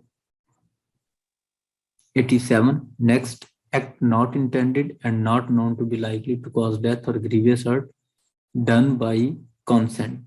Nothing which is not intended to cause death or grievous hurt and which is not known by the door to be likely to cause death or grievous hurt is an offense by reason of any harm which it may cause or be intended by the door to cause to any person above 18 years of age who has given consent, whether express or implied, to suffer that harm or by reason of any harm which it may be known by the door to be likely to cause to any person who has consented to take the risk of that harm. इसकी एक minute illustration देखते हैं। A and Z agree to fence with each other for amusement. A और Z राजी हैं जी एक दूसरे को बांधने पे, फेंस करने पे, सिर्फ अम्यूजमेंट के लिए, ठीक हो गया जी, एंजॉय करने के लिए इसको। This agreement employs the consent of each to suffer any harm which in the course of such fencing may be caused without foul play, and if A while playing fairly hurts Z, A commits no offense. अब अगर एक दूसरे को fence करते हुए Fairlie, without any bad intention, without any criminal intention, ठीक हो गया, अगर ए की जानिब से जी को हर्ट हो गया तो ए कमिट्स नो ऑफेंस। बेसिकली 87 जो है वो ये कह रहा है कि आप अगर कंसेंट के जरिए से कोई काम कर रहे हैं, ठीक हो गया, कंसेंट के जरिए से कोई काम करते हुए अगले बंदे की डेथ हो गई, अगले बंदे को कोई ग्रीवियस हर्ट पहुंच गई, अगले बंदे को कोई हार्म पहुंच गया, तो ऐसी सूरत में आप उस चीज के लायबल नहीं हैं।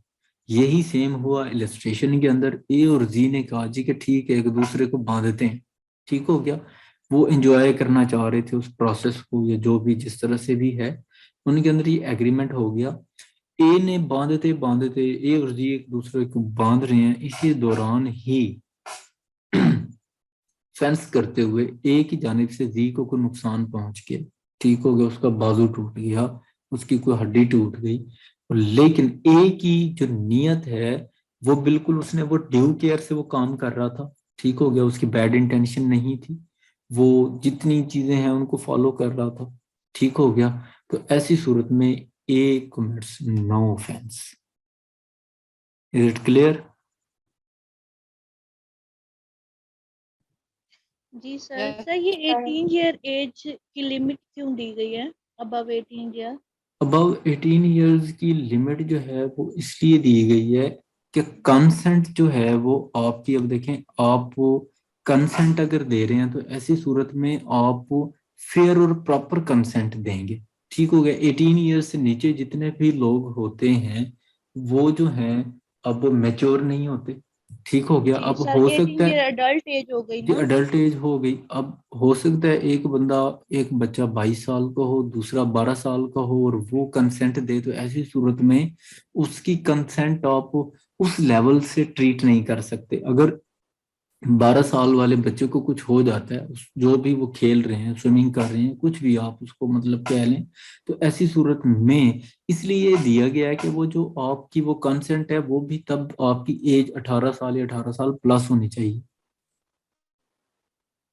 अब बच्चे को तो नहीं पता ना कि मेरे इस एक्ट से जिसकी मैं कंसेंट दे रहा हूँ कि ठीक है आप लोग कर लें मेरे साथ ये या कुछ भी, तो उसके क्या कॉन्सिक्वेंसेज होंगे। लेकिन जब आप अडल्ट हैं तो आपको पता होगा। सर इसका मतलब है ए और जी दोनों ही अबव 18 इयर्स थे। जी अबव 18 ईयर्स थे, बिल्कुल ऐसे ही है। अब अगर यहीं पे आप देख लें, एक स्विमर है, एक बड़ा अच्छा तैराक है, वो अबव 18 ईयर्स है, अडल्ट है, उसके मसल्स अच्छे हैं, वो तैराकी करता है, स्विमर है। दूसरी तरफ एक बच्चा है 12 साल का, 14 साल का, 15 साल का, और वो उसे नहीं पता कि जो ये मेरे साथ वाला बंदा है ये इतना अच्छा स्विमर है। ठीक हो गया। वो स्विमर उसको ऑफर करता है कि आओ स्ट्रीम है, कोई दरिया साथ बह रहा है, कि चलो जी मेरे साथ मुकाबला लगाओ बिल फर्स। ठीक हो गया। अब उसे उसने कंसेंट दे दी, ठीक है जी मैं आजाद मर्जी से अपनी, ठीक है जाओ मुकाबला करते हैं, आजाद मर्जी से ही आया ना, कंसेंट उसने दी। ठीक हो गया। अब लेकिन रास्ते में जब पहुंचे तो वो जो बच्चा था 15 साल 12 साल का डूब गया। तो ऐसी सूरत में वो जो मिस्टर ए है ये कह के जान नहीं छुड़वा सकता कि भाई अपनी मर्जी से आया था। ऐसा नहीं है भाई, आप जिससे कंसेंट ले रहे हो उसका भी तो देखो कि उसका नॉलेज लेवल क्या है, वो मैच्योर है कि नहीं है, वो अडल्ट है कि नहीं। सर ऐसे ही सूरत में तो फिर ए ने कमिट किया होगा ना ऑफेंस। ऑफेंस कमिट किया, यही चीज तो यहाँ पे बताई जा रही है। 88 section, act not intending to cause death done by consent in good faith for person's benefit। ठीक हो गया जी। यहाँ पे बात की जा रही है, nothing which is not intended to cause death is an offense by reason of any harm which it may cause or be intended by the door to cause or be known by the door to be likely to cause to any person for whose benefit it is done in good faith। Okay, good faith भी हो गया और उसका benefit के लिए किया जा रहा है। And who has given a consent, और उसने कंसेंट भी दी थी, वेदर एक्सप्रेस और एम्प्लॉयड, एक्सप्रेस थी एम्प्लॉयड थी, टू सफर दैट हार्म, कि उसे ये नुकसान दिया जाए, और to take the risk of that harm, या उसने इतना रिस्क लिया कि हो सकता है कि उसके ये नुकसान पहुंचे। इलस्ट्रेशन है जिसकी, A mister A a surgeon knowing that a particular operation is likely to cause the death of Z, who suffers under the painful complaint but not intending to cause Z's death and intending in good faith Z's benefit, performs that operation on Z with Z's consent, A has committed no offense। यहाँ पे ये कहा जा रहा है कि अगर आपको आपकी मर्जी से कोई हार्म पहुंचाया जा रहा है, या कोई भी हार्म पहुंचाने के आप रिस्क में हैं जिसकी आपने खुद से इजाजत दी है आपने, और ये अमल जो आप पे किया जा रहा है ये आपकी गुड फेथ के अंदर है, आपके बेनिफिट के लिए है, आपके फायदे के लिए किया जा रहा है, तो ऐसी सूरत में अगर आपको नुकसान पहुंच जाता है, आपकी जान चली जाती है, तो तब वो जो एक्ट आपके ऊपर करने वाला बंदा है वो इस चीज का लायबल नहीं होगा। जैसे कि निश्चित डॉक्टर की सर्जन की मिसाल दे दी कि मिस्टर ए ने, सर्जन है, उसने जी का को ऑपरेशन करना था और वो ऑपरेशन उसकी सेहत के लिए जरूरी भी था, और अगर वो कामयाब हो जाता है तो ऐसी सूरत में उसे फायदा पहुंच सकता है। ठीक हो गया। तो जनाब ए ने ऑपरेट किया और उसकी जो यहाँ पे कोई क्रिमिनल इंटेंशन नहीं है, उसने विद ड्यू केयर वो ऑपरेशन किया है, लेकिन अनफॉर्चुनेटली जी की डेथ हो गई है, तो ऐसी सूरत में मिस्टर ए जो सर्जन है, आप उसको उसकी जो जी की डेथ का जिम्मेदार नहीं ठहरा सकते। It clear? सर अगर सर्जन ऑपरेट करने से पहले, क्योंकि वो पेशेंट के जो वारिस होंगे उन्हें इन्फॉर्म करेंगे ना कि इतने चांसेस हैं और इतने नहीं है, वो उन पे डिपेंड करता है कि वो करवाना चाहते हैं या नहीं करवाना चाहते। ऐसे ही है, बल्कि अब तो मरीज को खुद ही बताया जाता है कि आपके बचने के चांसेस इतने परसेंट हैं, क्या आप आज़ाद मर्जी से अपना ऑपरेशन करवाना चाहते हैं या नहीं। और अगर मरीज ऐसी कंडीशन में ना हो कि उसे समझ ही ना आ रही हो, वो बेसुध है, बेहोश है या कुछ भी, तो ऐसी सूरत में उसके लवाहिकीन को बताया जाता है। लवाहिकीन से बाकायदा इजाजत कंसेंट ली जा रही है। 88 भी तो कंसेंट की बात कर रहा है, ठीक है। तो अगर वो खुद से कंसेंट दे रहा है तब भी ठीक है, अगर उसके वारसान दे रहे हैं और वो खुद से कंसेंट देने की पोजीशन में नहीं है तो तब भी ये चीज उसके ऊपर अप्लाई नहीं क्या है। करने आई हो?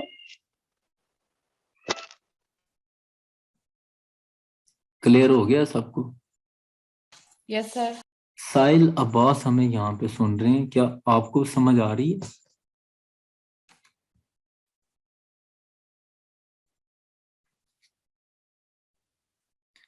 ओके, नेक्स्ट है हमारे पास 89।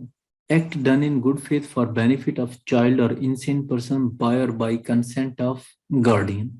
यहाँ पे ये कहा जा रहा है कि कोई भी ऐसा काम अगर आप गुड फेथ के अंदर कर रहे हैं किसी बच्चे के लिए, ठीक हो गया, या इनसेन पर्सन के लिए आपने कोई काम किया, उसके अंदर आपने कंसेंट ली है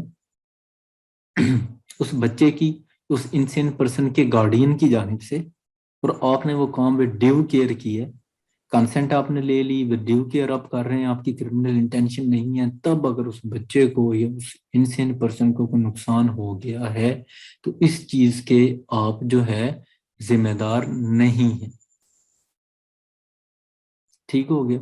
या अगर नीचे 3-4 कंडीशंस हैं, ये आप लोगों ने एक्सेप्शंस हैं साथ में इनके, या आपने पढ़ लेनी है, मैं इसकी सिर्फ लिस्टेशन आपको पढ़ के सुना देता हूँ। Mister A in good faith for his child's benefit without his child's consent has his child cut for the stone by a surgeon knowing it to be likely that the operation will cause the child's death but not intending to cause the child's death is within the exception in as much as his object was the cure of the child। अब देखें जी कि mister A हैं good faith के अंदर, उसने अपने बच्चे की कोई वो सर्जरी करवा रहे हैं, ठीक हो गया, और उन्हें पता है कि अगर ये सर्जरी जो है नाकाम रही तो उसके बच्चे की डेथ हो सकती है, लेकिन उसका मकसद ये था कि सर्जरी कामयाब हो और उसका बच्चा सेहतयाब हो जाए, तो ऐसी सूरत में भी उसको एक्सेप्शन हासिल है।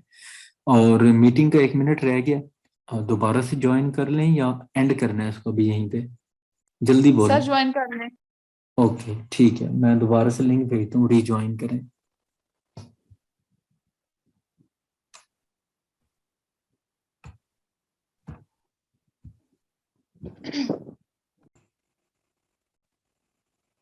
जी समझ आ गई थी आपको लास्ट टाइम जो मैंने आपको 89 में एक्सप्लेन किया? जी सर। नेक्स्ट है 90। Consent known to be given under fear और मिसकंसेप्शन। यहाँ पे बात आ गई, हम अब तक पढ़ के आए हैं जो कंसेंट दी जा रही थी वो फेयरली दी जा रही थी, आजाद मर्जी से दी जा रही थी, विदाउट एनी फेयर दी जा रही थी, ऐसे ही 90 हमें बताता है कि ऐसी सूरत में क्या होगा जब मिसकंसेप्शन से कंसेंट दी जाए या फिर किसी डर या खौफ की वजह से कंसेंट दी जा रही है।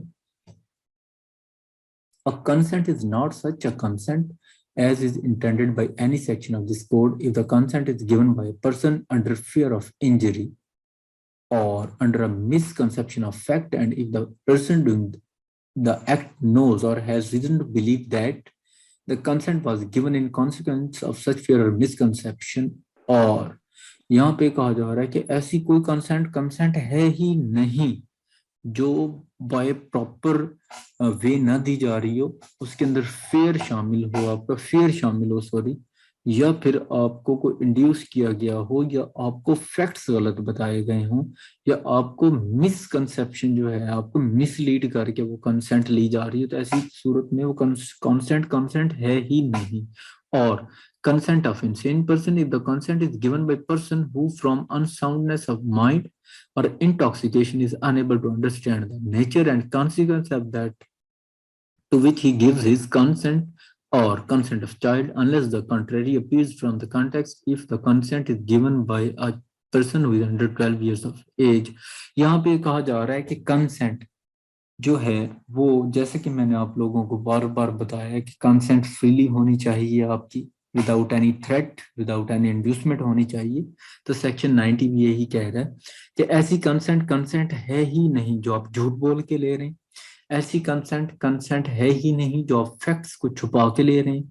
ऐसी कंसेंट कंसेंट है ही नहीं जो आप अगले बंदे को कोई धमकी लगा के, किसी खौफ में मुब्तला करके, किसी नुकसान पहुंचाने के, किसी इंजरी पहुंचाने के खौफ में मुब्तला करके उस बंदे से आप ले रहे हैं, तो ऐसी सूरत में कंसेंट कंसेंट है ही नहीं। या फिर आप किसी इनसेन पर्सन से कंसेंट ले रहे हैं तो तब भी वो कंसेंट कंसेंट नहीं होगी। या आप किसी नशेई आदमी से जो उस वक्त नशे की हालत में है उससे किसी काम की या उसके साथ कोई काम करने की कंसेंट ले रहे हैं, तो ऐसी सूरत में भी वो कंसेंट कंसेंट नहीं होगी। उसके बाद अगर आप 12 साल या 12 साल से कम उम्र के बच्चे की कंसेंट उससे ले रहे हैं तो तब भी वो कंसेंट कंसेंट नहीं होगी, बल्कि आपको उसके गार्डियन से कंसेंट लेना थी। Is it clear?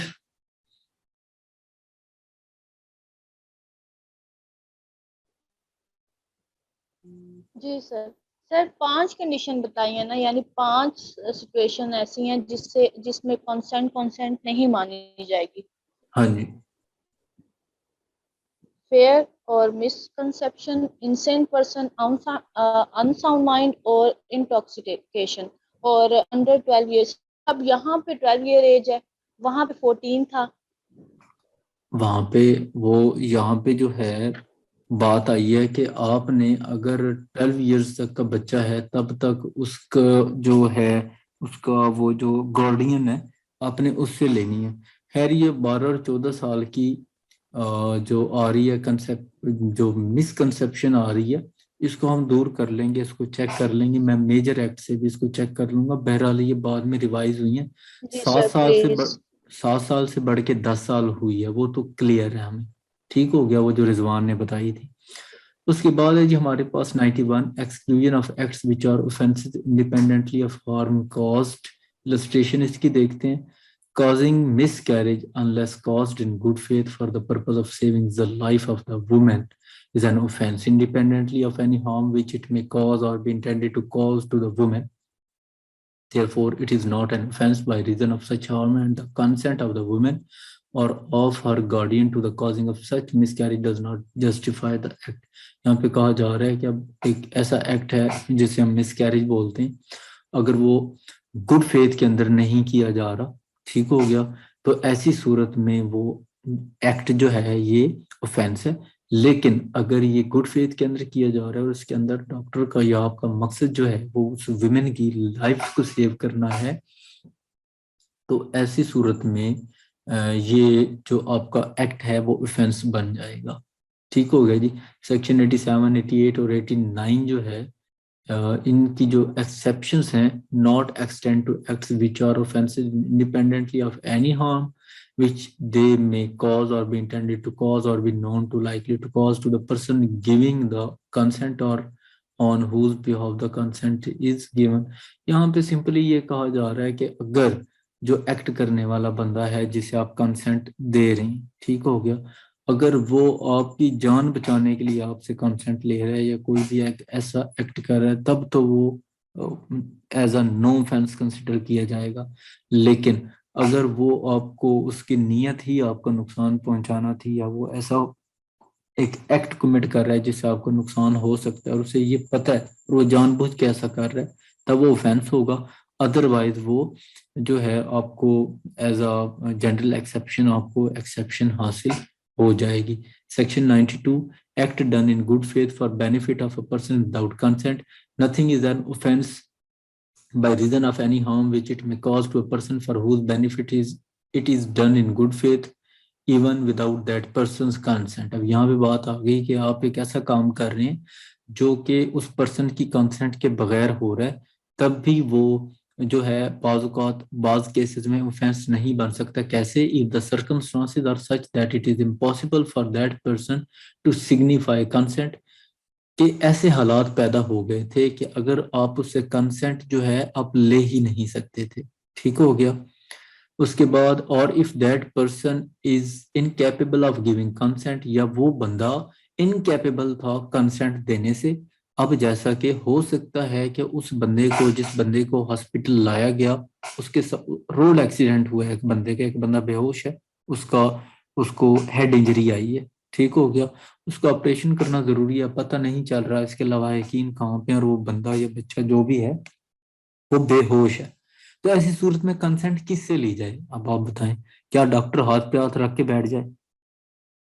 तो यहाँ पे सेक्शन 92 प्रोटेक्ट करता है डॉक्टर को कि जनाब अगर कंसेंट नहीं ली जा सकती, ऐसे हालात हैं कि कंसेंट नहीं ली जा रही, तो ऐसी सूरत में आप विदाउट कंसेंट भी जो भी आपने कार्रवाई करनी है वो कर सकते हैं इन द गुड फेथ।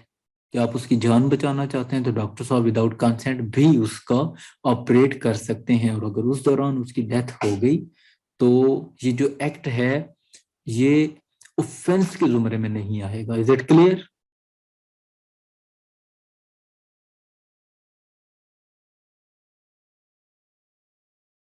समझ आ गई है? सर ओके जी सर। सर प्लीज इसकी एक इलस्ट्रेशन पढ़ दें। बिल्कुल ऐसे ही है। सी इलस्ट्रेशन इसकी देखें, सर्जन वाली डॉक्टर की। मिस्टर ए सर्जन, ए साहब जो सर है मैं तो सर्जन। ए कह रही थी, अगर ए बढ़ा देते। अच्छा ए चलें, is thrown uh down from पढ़ा हिज देते हॉर्स। हैं। Z is thrown from his horse, Z जो है वो घोड़े से गिर गए। एंड इज इनसेंसिबल, और वो सेंसेस में अपने नहीं। ए सर्जन, मिस्टर ए जो है वो एक बड़े काबिल सर्जन है। Finds that Z requires to be prepaid. ठीक हो गया, ये आपको टर्म है जिसके अंदर ये कोई ऑपरेशन होता होगा। ठीक हो गया। जी को ये लगता है, मिस्टर ए जो सर्जन है उनको लगता है कि जी को ये जो ट्रीपैड है इसकी जरूरत है, ये जो भी प्रोसीजर है उसकी जरूरत है। A not intending Z's death but in good faith for Z's benefit. A का मकसद जी की डेथ कॉज करना नहीं है बल्कि वो जी के बेनिफिट के लिए ऐसा करना चाह रहे हैं। लेकिन मिस्टर जी इनसेंसिबल है, अपने सेंसेस में ही नहीं। ठीक है, वो इनसेन हो गया बंदा। Performs the trepan before Z recovers his power of judging for himself. A has committed no offence. ठीक हो गया जी। उसने, मिस्टर ए ने परफॉर्म कर दिया ट्रिपैन।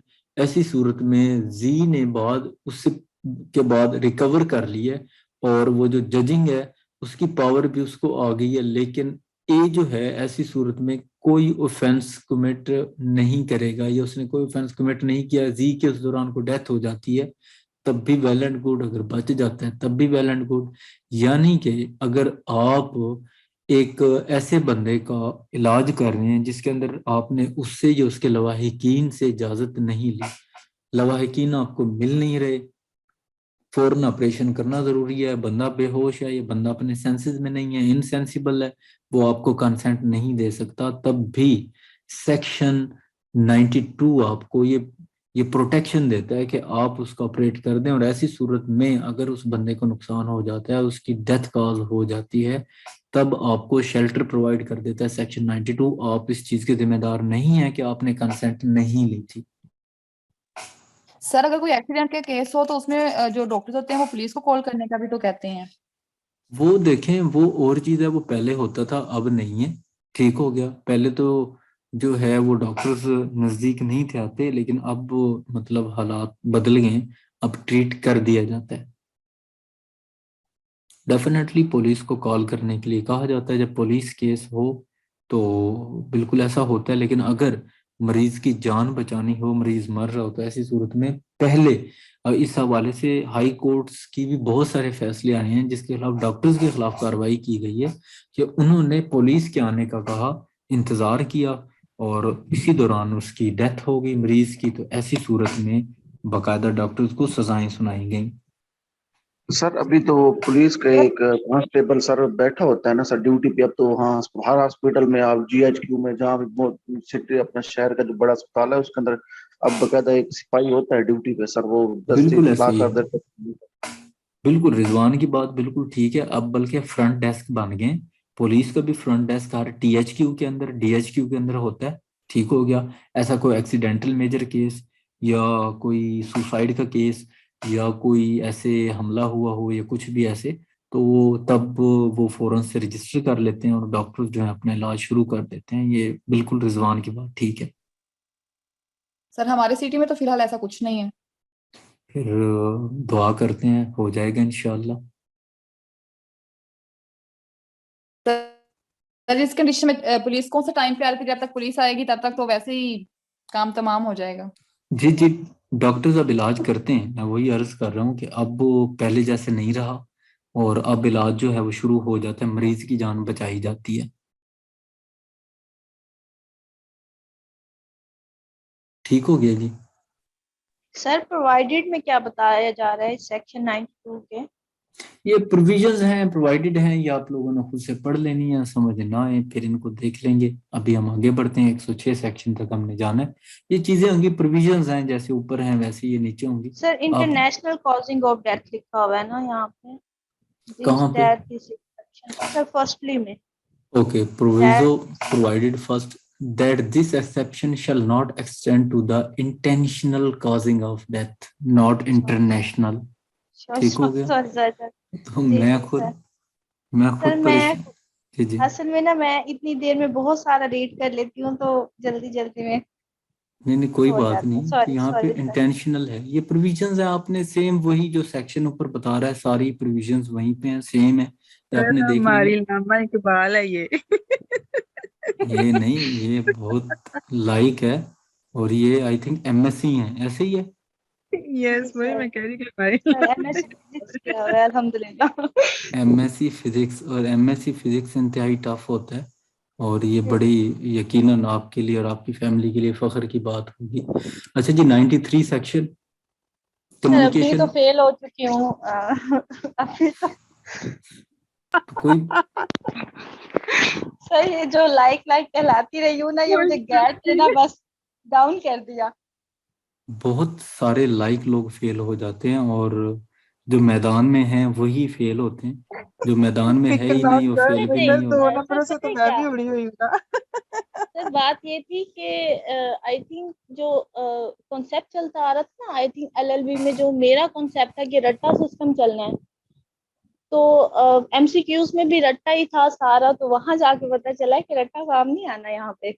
हाँ जी, ऐसे ही है, मैं भी लोगों को यही तबलीग करता हूँ कि सिर्फ एमसीक्यूज को रट्टे नहीं मारने, जब तक कॉन्सेप्ट क्लियर नहीं होंगे तब तक ये नहीं होगा। खैर ये ना कई जगह पे लक भी चल जाता है, मैंने पीछे पहले हमने इस चीज को डिस्कस भी किया कि यहाँ पे बहुत सारे ऐसे लोग हैं जो इंतहाई लाइक हैं, पढ़ने वाले हैं, मेहनती हैं, हो जाता है। और बाद ऐसे लोग हैं जो कि पढ़ते भी नहीं है, जिनको अता पता ही कुछ नहीं है, अलिफ बे भी नहीं है, तुक्के मारते हैं, लग जाता है, ये किस्मत है, किस्मत की बातें। खैर, section 93, communication made in good faith. No communication made in good faith is an offense by reason of any harm to the person to whom it is made, if it is made for the benefit of that person। अगर आपने कोई communication की है इन good faith और उससे अगले बंदे को कोई नुकसान हो गया, अगला बंदा परेशानी ले गया और आपकी नीयत नहीं थी कि आप उसको नुकसान हो, ऐसी सूरत में अगर उसको कोई नुकसान हो गया तो आपने कोई भी ऑफेंस कमिट नहीं किया। सच लाइक एस डॉक्टर जो हैं, जितने बड़े हॉस्पिटल्स हैं उनके अंदर जो सीरियस जो पेशेंट्स होते हैं, लाइक सच लाइक कैंसर के, ब्रेन ट्यूमर्स के, कुछ भी इस तरह के, वो बाकायदा काउंसलिंग करते हैं, बाकायदा बातचीत करते हैं ऑपरेशन से पहले मरीज के साथ। मुझे अच्छी तरह याद है, मैं सिस्टर के साथ एक हॉस्पिटल में था, तो वहाँ पे जो डॉक्टर्स थे वो सिस्टर के साथ वो कोऑर्डिनेट करते थे, हमें कुछ नहीं थे बताते। जब ऑपरेशन था तब भी उन्होंने सिस्टर के साथ कोऑर्डिनेट किया, उनसे बातचीत की कि आपके इतने चांसेस हैं बचने के, इतने चांसेस नहीं है, आप सरवाइव कर सकते हैं, आप नहीं कर सकते। यानी कि वो जो भी कम्युनिकेशन है वो गुड फेथ के अंदर होती है उनकी। तो ऐसी सूरत में अगर मरीज परेशान होके मर जाए वहीं पे, टेंशन ले ले या कुछ भी, तो ऐसी सूरत में डॉक्टर्स को एक्सेप्शन हासिल है, सेक्शन 93 के तहत उनको प्रोटेक्शन हासिल है, क्योंकि वो नुकसान नहीं पहुंचाना चाहते थे मरीज को। वो चाहते थे कि मरीज वॉलंटरली ऑपरेशन रूम में जाए, ताकि जब उसका ड्यूरिंग द ऑपरेशन उसको कोई डर या खौफ ना हो, उसका ब्लड प्रेशर कंट्रोल के अंदर रहे, कोई भी पेचीदगी ना बने। Is it clear?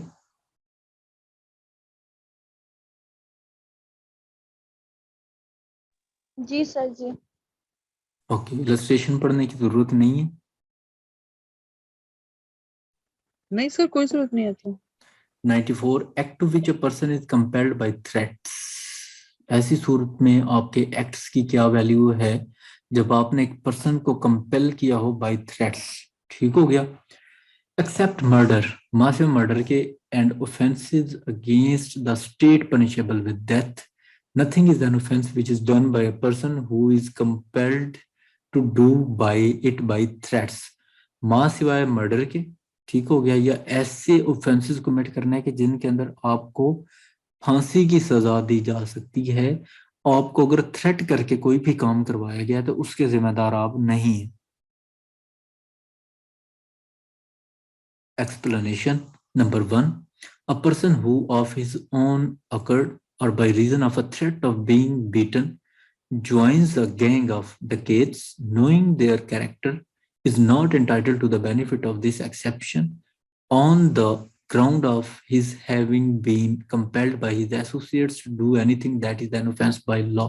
यहाँ पे कहा जा रहा है कि एक बंदे ने डकैतों का एक ग्रोह ज्वाइन किया इस डर से कि ये मुझे मारा पीटा ना करें, या अगर मैंने इनको ज्वाइन ना किया तो मुझे मारे पीटेंगे, तो तब ये एक्सेप्शन उस बंदे को हासिल नहीं है। ठीक हो गया, तब उसने ऑफेंस, जो भी वो ऑफेंस कमिट करेगा वो ऑफेंस एज सच रहेंगे। ठीक हो गया। Explanation number 2, a person seized by a gang of dacoits and forced by threat of instant death to do a thing which is an offence by law.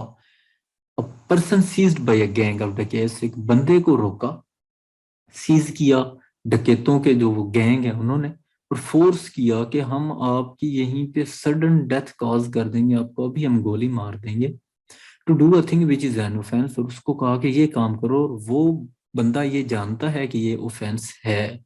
For example, a smith compelled to take his tools and to force the door of a house for the dacoits to enter and plunder it। एक जो Smith है उसको compel किया गया कि आप अपने tool उठाएं, अपने औजार उठाएं, और ये जो दरवाजा है इसको तोड़ें ताकि हम इसके अंदर एंटर होके मारपीट कर सकें। वो जो डकैत हैं is entitled to the benefit of this exception, उसको इस एक्सेप्शन की जो वो बेनिफिट है वो ले सकता है। फॉर एग्जाम्पल, यहाँ पे ये कहा जा रहा है कि आप जो है अगर कोई ऐसा एक्ट करते हैं जो कि मर्डर के अलावा है या उसकी सजा डेथ नहीं है, ठीक है, आपसे जबरदस्ती करवाया जाता है, और जबरदस्ती इस हद तक की जाती है कि आपको ये डर होता है, आपको थ्रेट किया जाता है कि अगर आप ये काम नहीं करेंगे तो हम आपको गोली मार देंगे, तब आप जो भी काम करते हैं मां सिवाय डेथ कॉज करने के, आप जो है वो आपको एक्सेप्शन हासिल है। अब ये नहीं है कि आपको लगे कि अगर मैंने इन डकैतों को ज्वाइन ना किया तो ये लोग मुझे मारेंगे, मुझे पीटेंगे, तो आपको तब एक्सेप्शन हासिल नहीं है। लेकिन नीचे यहाँ पे एक्सेप्शन नंबर 2, और ये आई है लॉ गैट के पेपर के अंदर, कि आपने एक जो है किसी बंदे को, मिस्टर ए को, ये आपने थ्रेट किया कि ये यार ये दरवाजा तोड़ो अदरवाइज हम आपको गोली मार देंगे, तो ऐसी सूरत में अगर वो दरवाजा खोल देता है और वो वहां पे अंदर जाके डकैती करते हैं, तो जो दरवाजा खोलने वाला मिस्टर ए है वो जिम्मेदार नहीं है उस ऑफेंस का। ठीक हो गया। सर जाहिर उसे मजबूर करके करवाया जा रहा है तो वो खुद तो नहीं कर रहा ना। हाँ जी, हाँ जी, ऐसे ही है।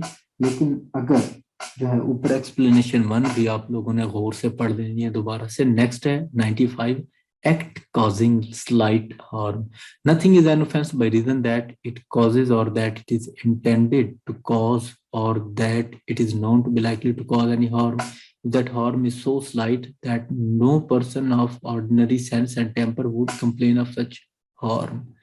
यहाँ पे ये कहा जा रहा है कि अगर आप एक ऐसा एक्ट करते हैं जो कि कुछ स्लाइट हार्म जो है वो स्लाइटली सा नुकसान अगर उसको पहुंचता है, तो ऐसी सूरत में भी वो ऑफेंस जो है वो एज सच आपका ऑफेंस जो है वो कंसिडर नहीं किया जाएगा, आपको एक्सेप्शन उसके अंदर हासिल है। अगर आपको ये यकीन था कि ये मैं कर रहा हूँ, अब अगर यहीं पे फॉर एग्जाम्पल आपने किसी को राह चलते बंदे को थप्पड़ मार दिया, उसकी डेथ हो गई, अब स्लाइटली एक हार्म पहुंच सकता है, थप्पड़ से कितना नुकसान हो सकता है, अब उसकी आई पड़ी थी फॉर एग्जाम्पल, आपके थप्पड़ मारने से उसकी डेथ हो गई है, तो ऐसी सूरत में आपको डेथ की सजा नहीं सुनाई जा सकती। समझे हम बात को? Yes sir. ओके, अच्छा जी, अब आ गए राइट ऑफ प्राइवेट डिफेंस। ये है कि प्राइवेट डिफेंस हम किन किन सूरतों के अंदर कर सकते थे। ये तो जनरल एक्सेप्शन हासिल थी ना अब तक, कि जनरली हम चीजों को देख रहे थे, डॉक्टर्स के साथ क्या होगा, फलां के साथ ये हो गया वो हो गया, तब क्या होगा। अब हमारा डिफेंस आ रहा है, प्राइवेट डिफेंस हम किन किन सूरतों में कर सकते हैं, जो ऊपर इनसेन पर्संस वाली वो हमने सारी बहस की थी। Things done in private defence, nothing is an offence which is done in the exercise of the right of private defence. यहाँ पे कहा जा रहा है कि जो चीज भी आप अपने प्राइवेट डिफेंस के अंदर करेंगे वो ऑफेंस जो है ऐसे उसको हम काउंट नहीं करेंगे। Right of private defence of the body and property कौन कौन से हैं जी? बॉडी और प्रॉपर्टी से related, every person has a right subject to the restriction contained in section 99 to defend. हर बंदे को ये प्राइवेट डिफेंसेस हासिल हैं। कौन कौन से? फर्स्ट, हिज ओन बॉडी, कि वो अपनी बॉडी की हिफाजत करे, and the body of any other person, और किसी दूसरे शख्स की against any offence affecting the human body. ठीक हो गया जी। वो अपनी बॉडी की और अपने से जुड़े लोगों की या कोई भी शख्स वहां पे मौजूद है उसकी हिफाजत करेगा, और उसके दौरान अगर वो अपना डिफेंस करता है तो ये सेल्फ डिफेंस के जुमरे में आएगा। Second, the property whether movable or immovable of himself or of any other person against any act which is an offense falling under the definition of theft, robbery, mischief or criminal trespass, or which is an attempt to commit theft, robbery, mischief or criminal trespass। आपकी property है, चाहे वो movable है या immovable है, उससे आपको छीना जा रहा है, आपसे छीना जा रहा है या आपसे जुड़े किसी शख्स से छीना जा रहा है, तो ऐसी सूरत में आप सेल्फ डिफेंस को यूज कर सकते हैं। ठीक हो गया। ये दो थे जी, फर्स्ट और सेकंड दो। सर ये दो ही होती हैं सर? ये प्राइवेट डिफेंस दो ही होती हैं, बॉडी और प्रॉपर्टी की, इसके अलावा तो नहीं होती? डेफिनेटली इसके अलावा तो और कोई भी नहीं, इसी के अंदर ही हर चीज आ गई है। बॉडी के सर अंदर अगर कोई पूछे right of private defence, how many kind of right of private defence, तो हम 2 लिखेंगे। डेफिनेटली 2 है जी। आप बॉडी के खिलाफ आपको अपना प्राइवेट डिफेंस आप कर सकते हैं, उसके बाद आप सेकेंडली अपनी प्रॉपर्टी या अपने से जुड़े हुए किसी की प्रॉपर्टी की आप हिफाजत के अंदर प्राइवेट डिफेंस ले सकते हैं। ठीक है sir. 98, right of private defence against the act of a person of unsound mind. ये ऊपर वाली बात आ गई जो हम पढ़ाए थे। When an act which would otherwise be a certain offense is not that offense by reason of the youth, the want of maturity of understanding, the unsoundness of mind, or the intoxication of the person doing that act, or by reason of any misconception on the part of that person, every person has the same right of private defense against that act which he would have if the act were that offense। यहाँ पे ये कहा जा रहा है कि आपको unsound mind persons के अगेंस्ट और इंटॉक्सिकेटेड पर्संस के खिलाफ भी राइट टू प्राइवेट डिफेंस जो है आपको हासिल है, और वो उसी ही हद तक है जिस हद तक आपको नुकसान पहुंचाया जा सकता है। यानी कि अगर आपको क्लाशनकोफ उठा के एक बंदा आ रहा है तो आप उसके खिलाफ क्लाशनकोफ या गन यूज कर सकते हैं। अब एक बंदा छड़ी उठा के आपकी तरफ आ रहा है तो आप उसके खिलाफ छुरी या कुल्हाड़ा नहीं उठा सकते। समझ आ गई है? ए इसकी illustration, Z under the influence of madness attempts to kill A. Z जो है मैडनेस के अंदर था और उसने ए को कत्ल करने की कोशिश की। Z is guilty of no offence. Z जो है वो किसी भी ऑफेंस का मतलब उसने कमिट नहीं किया, but A has the same right of private defence which he would have if Z were same। ठीक हो गया। लेकिन A को सेम ऐसा ही प्राइवेट डिफेंस हासिल है जैसा कि Z जो है वो ऑफेंस कमिट करने जा रहा था। यानी कि अगर Z ने हमला किया है कत्ल करने का और जवाब में उसे कत्ल कर दिया जाता है तो ऐसी सूरत में A को राइट ऑफ प्राइवेट डिफेंस हासिल था, उसने कत्ल कर दिया, तो इसको 98 सेक्शन कवर करता है, शेल्टर प्रोवाइड करता है। ठीक हो गया।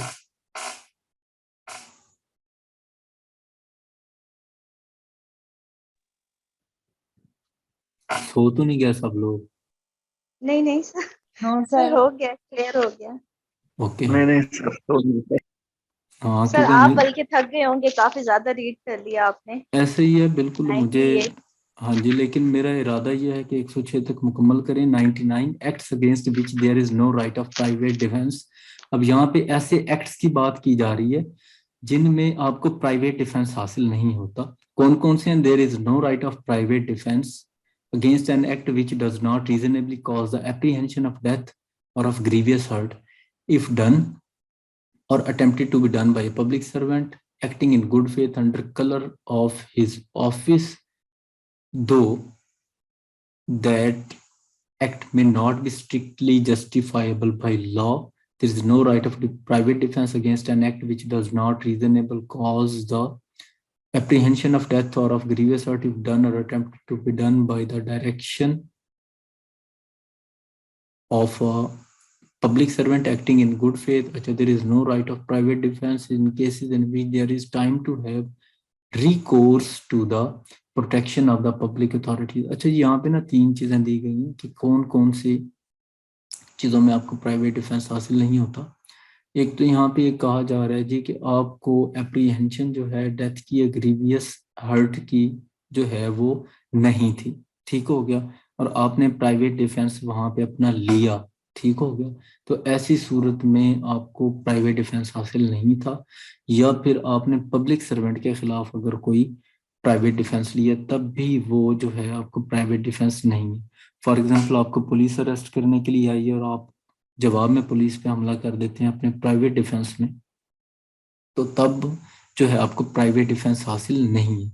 अच्छा जी, उसके बाद यहाँ पे कहा जा रहा है कि ऐसी सूरत में भी आपको प्राइवेट डिफेंस हासिल नहीं है जब आप पब्लिक अथॉरिटीज को कॉल कर सकते थे, आपके पास रीजनेबल टाइम था। फॉर एग्जांपल, आप एक कमरे के अंदर बंद हैं, बाहर कोई बंदा खड़ा है और वो कह रहा है कि मैं आपको कत्ल कर दूंगा, दरवाजा खोलें, आपके पास मोबाइल फोन है, आप पुलिस को कॉल कर सकते थे, ठीक हो गया। लेकिन आपने पुलिस को कॉल नहीं की बल्कि दरवाजा खोला, आपके हाथ में गन थी, आपने उसको फायर करके कत्ल कर दिया, कहा जी कि अब बस ये मेरा सेल्फ डिफेंस था। तो ऐसी सूरत में भी आपको सेल्फ डिफेंस हासिल नहीं, ठीक हो गया।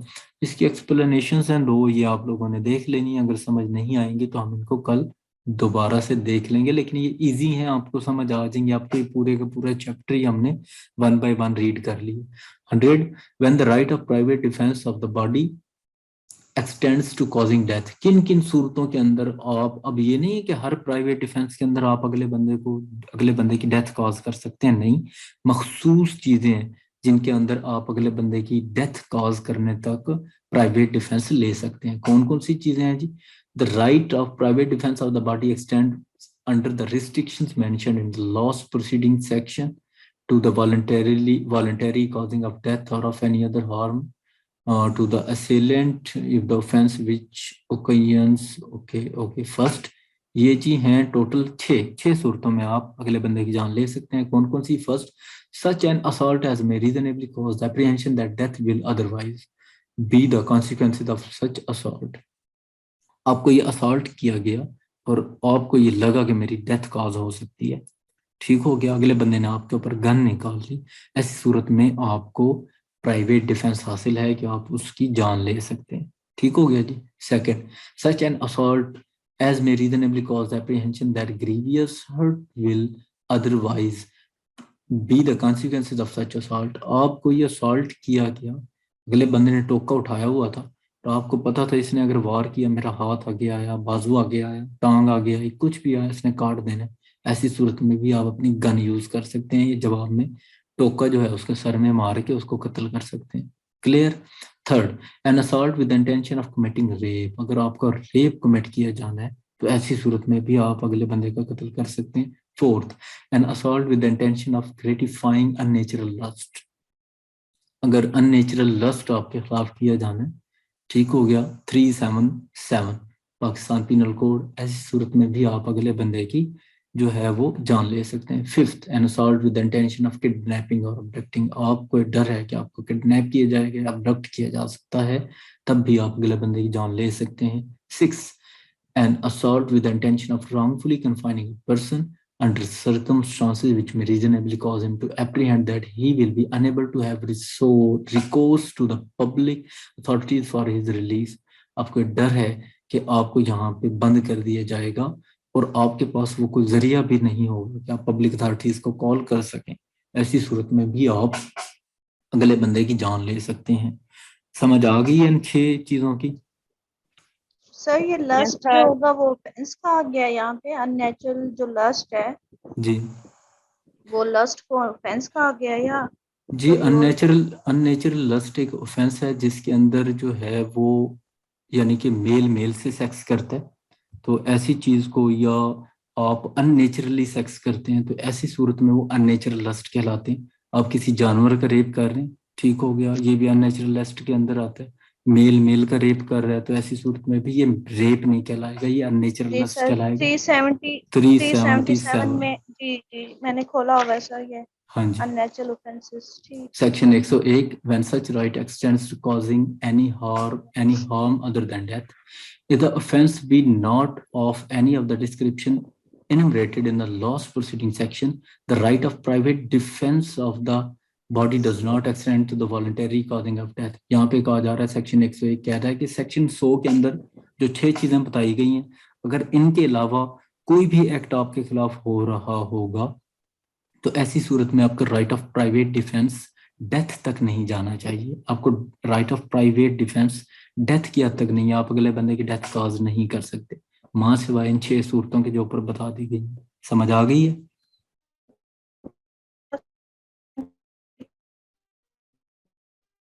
आवाज नहीं आई आपकी।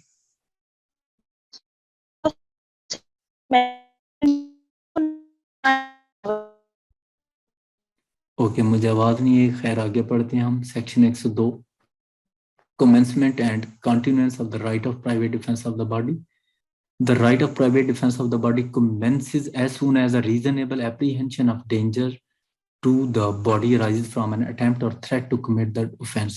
और सवाल ये भी तो पैदा होता है ना कि राइट ऑफ प्राइवेट डिफेंस आपको कब हासिल हो जाता है। तो सेक्शन 102 ये बता रहा है कि आपको राइट ऑफ प्राइवेट डिफेंस तब हासिल हो जाता है जब आपको रीजनेबल एप्रीहेंशन आ जाए कि आपके खिलाफ बस ये काम होने लगे। ये नहीं है कि आपके कत्ल का मंसूबा बनाया गया कि कल इसको कत्ल करेंगे और रात को आप उन बंदों को मार दे और कहें कि मेरा राइट ऑफ प्राइवेट डिफेंस। ऐसा नहीं, जैसे ही आपको लगेगा कि बस ये अगले लम्हे मेरे खिलाफ ये होने लगे, तब आपको राइट ऑफ प्राइवेट डिफेंस हासिल है। Section 103 next, when the right of private defence of property extends to causing death. अब देखें जी, ऊपर हमने 6 चीजें पढ़ी, वो थी हमारे अगेंस्ट, ठीक हो गया।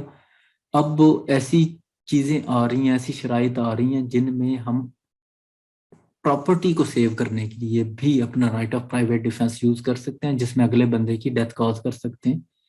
तो वो ये हैं जी, फर्स्ट रॉबरी आपके हो रही है, आप अगले बंदे की जान ले सकते हैं। सेकंड, हाउस ब्रेक किया जा रहा है आपका, तब अगले बंदे की जान ले सकते हैं। Third, mischief by fire committing on any building, tent और वेसल, आपकी जो को बिल्डिंग है, को टेंट है, वेसल है, उसको आग लगाई जा रही है, ठीक हो गया जी, या उसको कोई नुकसान पहुंचाया जा रहा है। Fourthly, theft, mischief or house trespass under such circumstances as may reasonable cause apprehension that death or grievous hurt will be the consequences. आपकी हाउस ट्रेसपास किया जा रहा है या आपकी प्रॉपर्टी को कोई इस तरह से नुकसान पहुंचाया जा रहा है कि आपको लगता है कि अगर ये हो गया तो आपकी जान जा सकती है या वहां पे किसी की जान जा सकती है, तब भी आप अगले बंदे की जान ले सकते हैं। ये 4 चीजें हैं, 6 ऊपर वाली आपकी बॉडी के खिलाफ, 4 आपकी प्रॉपर्टी के खिलाफ आप डेथ कॉज कर सकते हैं। Section 104, when such right extends to causing any harm other than death. इनके अलावा जितनी भी चीजें होंगी जो हमने ऊपर बता दी, इनके अलावा आप प्रॉपर्टी से रिलेटेड भी किसी की जान नहीं ले सकते। ये 4 आपने ऊपर वाली याद कर लेनी है। Section 105, commencement and continuance of the right of private defence of property. The right of private defence of the property commences when reasonable apprehension of danger to the property commences. यहाँ पे भी यही बात की जा रही है, 105 के अंदर कंप्लीट आप लोगों ने पढ़ लेना है कि कब आप right of private defence use कर सकते हैं और अगले बंदे की डेथ ले कर कॉज कर सकते हैं, या अगले बंदे के खिलाफ प्रॉपर्टी के मतलब रिलेटेड आप अपना प्राइवेट डिफेंस ले सकते हैं तब जब आपको लगे कि अब हमला होने लगा है, या मेरे से कब्जा कोई लेने लगा है, या मेरे घर में कोई घुसने लगा है, या आग लगाने लगी, तब ले सकते हैं। ये नहीं है कि आप खाली मनसूबाबंदी के पे किसी बंदे को मतलब कि अपना प्राइवेट डिफेंस कर दें। Section 106, right of private defence against deadly assault when there is risk of harm to innocent person, if in the exercise of the right of private defense against an assault which reasonably causes the apprehension of death, the defender be so situated that he cannot effectually exercise that right without risk of harm to an innocent person, his right of private defense extends to the running of that risk। Illustration इसकी है, is attacked by a mob is attacked होगा, ये यहाँ पे शायद attached है मेरे पास भाई, हम who attempt to murder him. A के ऊपर अटैक किया एक मॉब ने, और वो उसकी जान लेना चाह रहे थे। He can not effectually exercise his right of private defence without firing on the mob. वो प्राइवेट डिफेंस नहीं ले सकता, मां सिवा उसके पास ये ऑप्शन है कि वो उस मॉब के ऊपर फायरिंग कर दे। And he can not fire without risk of harming young children. ठीक हो गया। और वो फायर नहीं करना चाह रहा कि वहां पे किसी यंग चिल्ड्रन को जो है वो नुकसान पहुंचे, who are mingled with the mob, जो कि उस मॉब के साथ मिंगल्ड है। एक commits no offensive by so firing he harms any of the children. अगर वो फायर करता है और वहां पे किसी बच्चे को नुकसान पहुंचता है तो ए जो है उसको एक्सेप्शन हासिल है, उसने कोई भी जो ऑफेंस है वो कमिट नहीं किया। ठीक हो गया जी, ये हमारा चैप्टर पूरा हो गया। कल चैप्टर 16 आप लोगों ने पढ़ के रखना है, 16 और 16A के ऊपर डिस्कशन होगी इंशाल्लाह। और कल ही आप लोगों का CRPC का टेस्ट कंप्लीट हो गया, मैंने MCQs बना दिए, मैं आप लोगों को वो भी डिलीवर कर दूंगा। ओके हो गया जी, जी ठीक हो गया सर। सर समझ आ गई है सब लोगों को? जी जी सर, सर, थैंक सुबह यू। बिल्कुल कर लेंगे।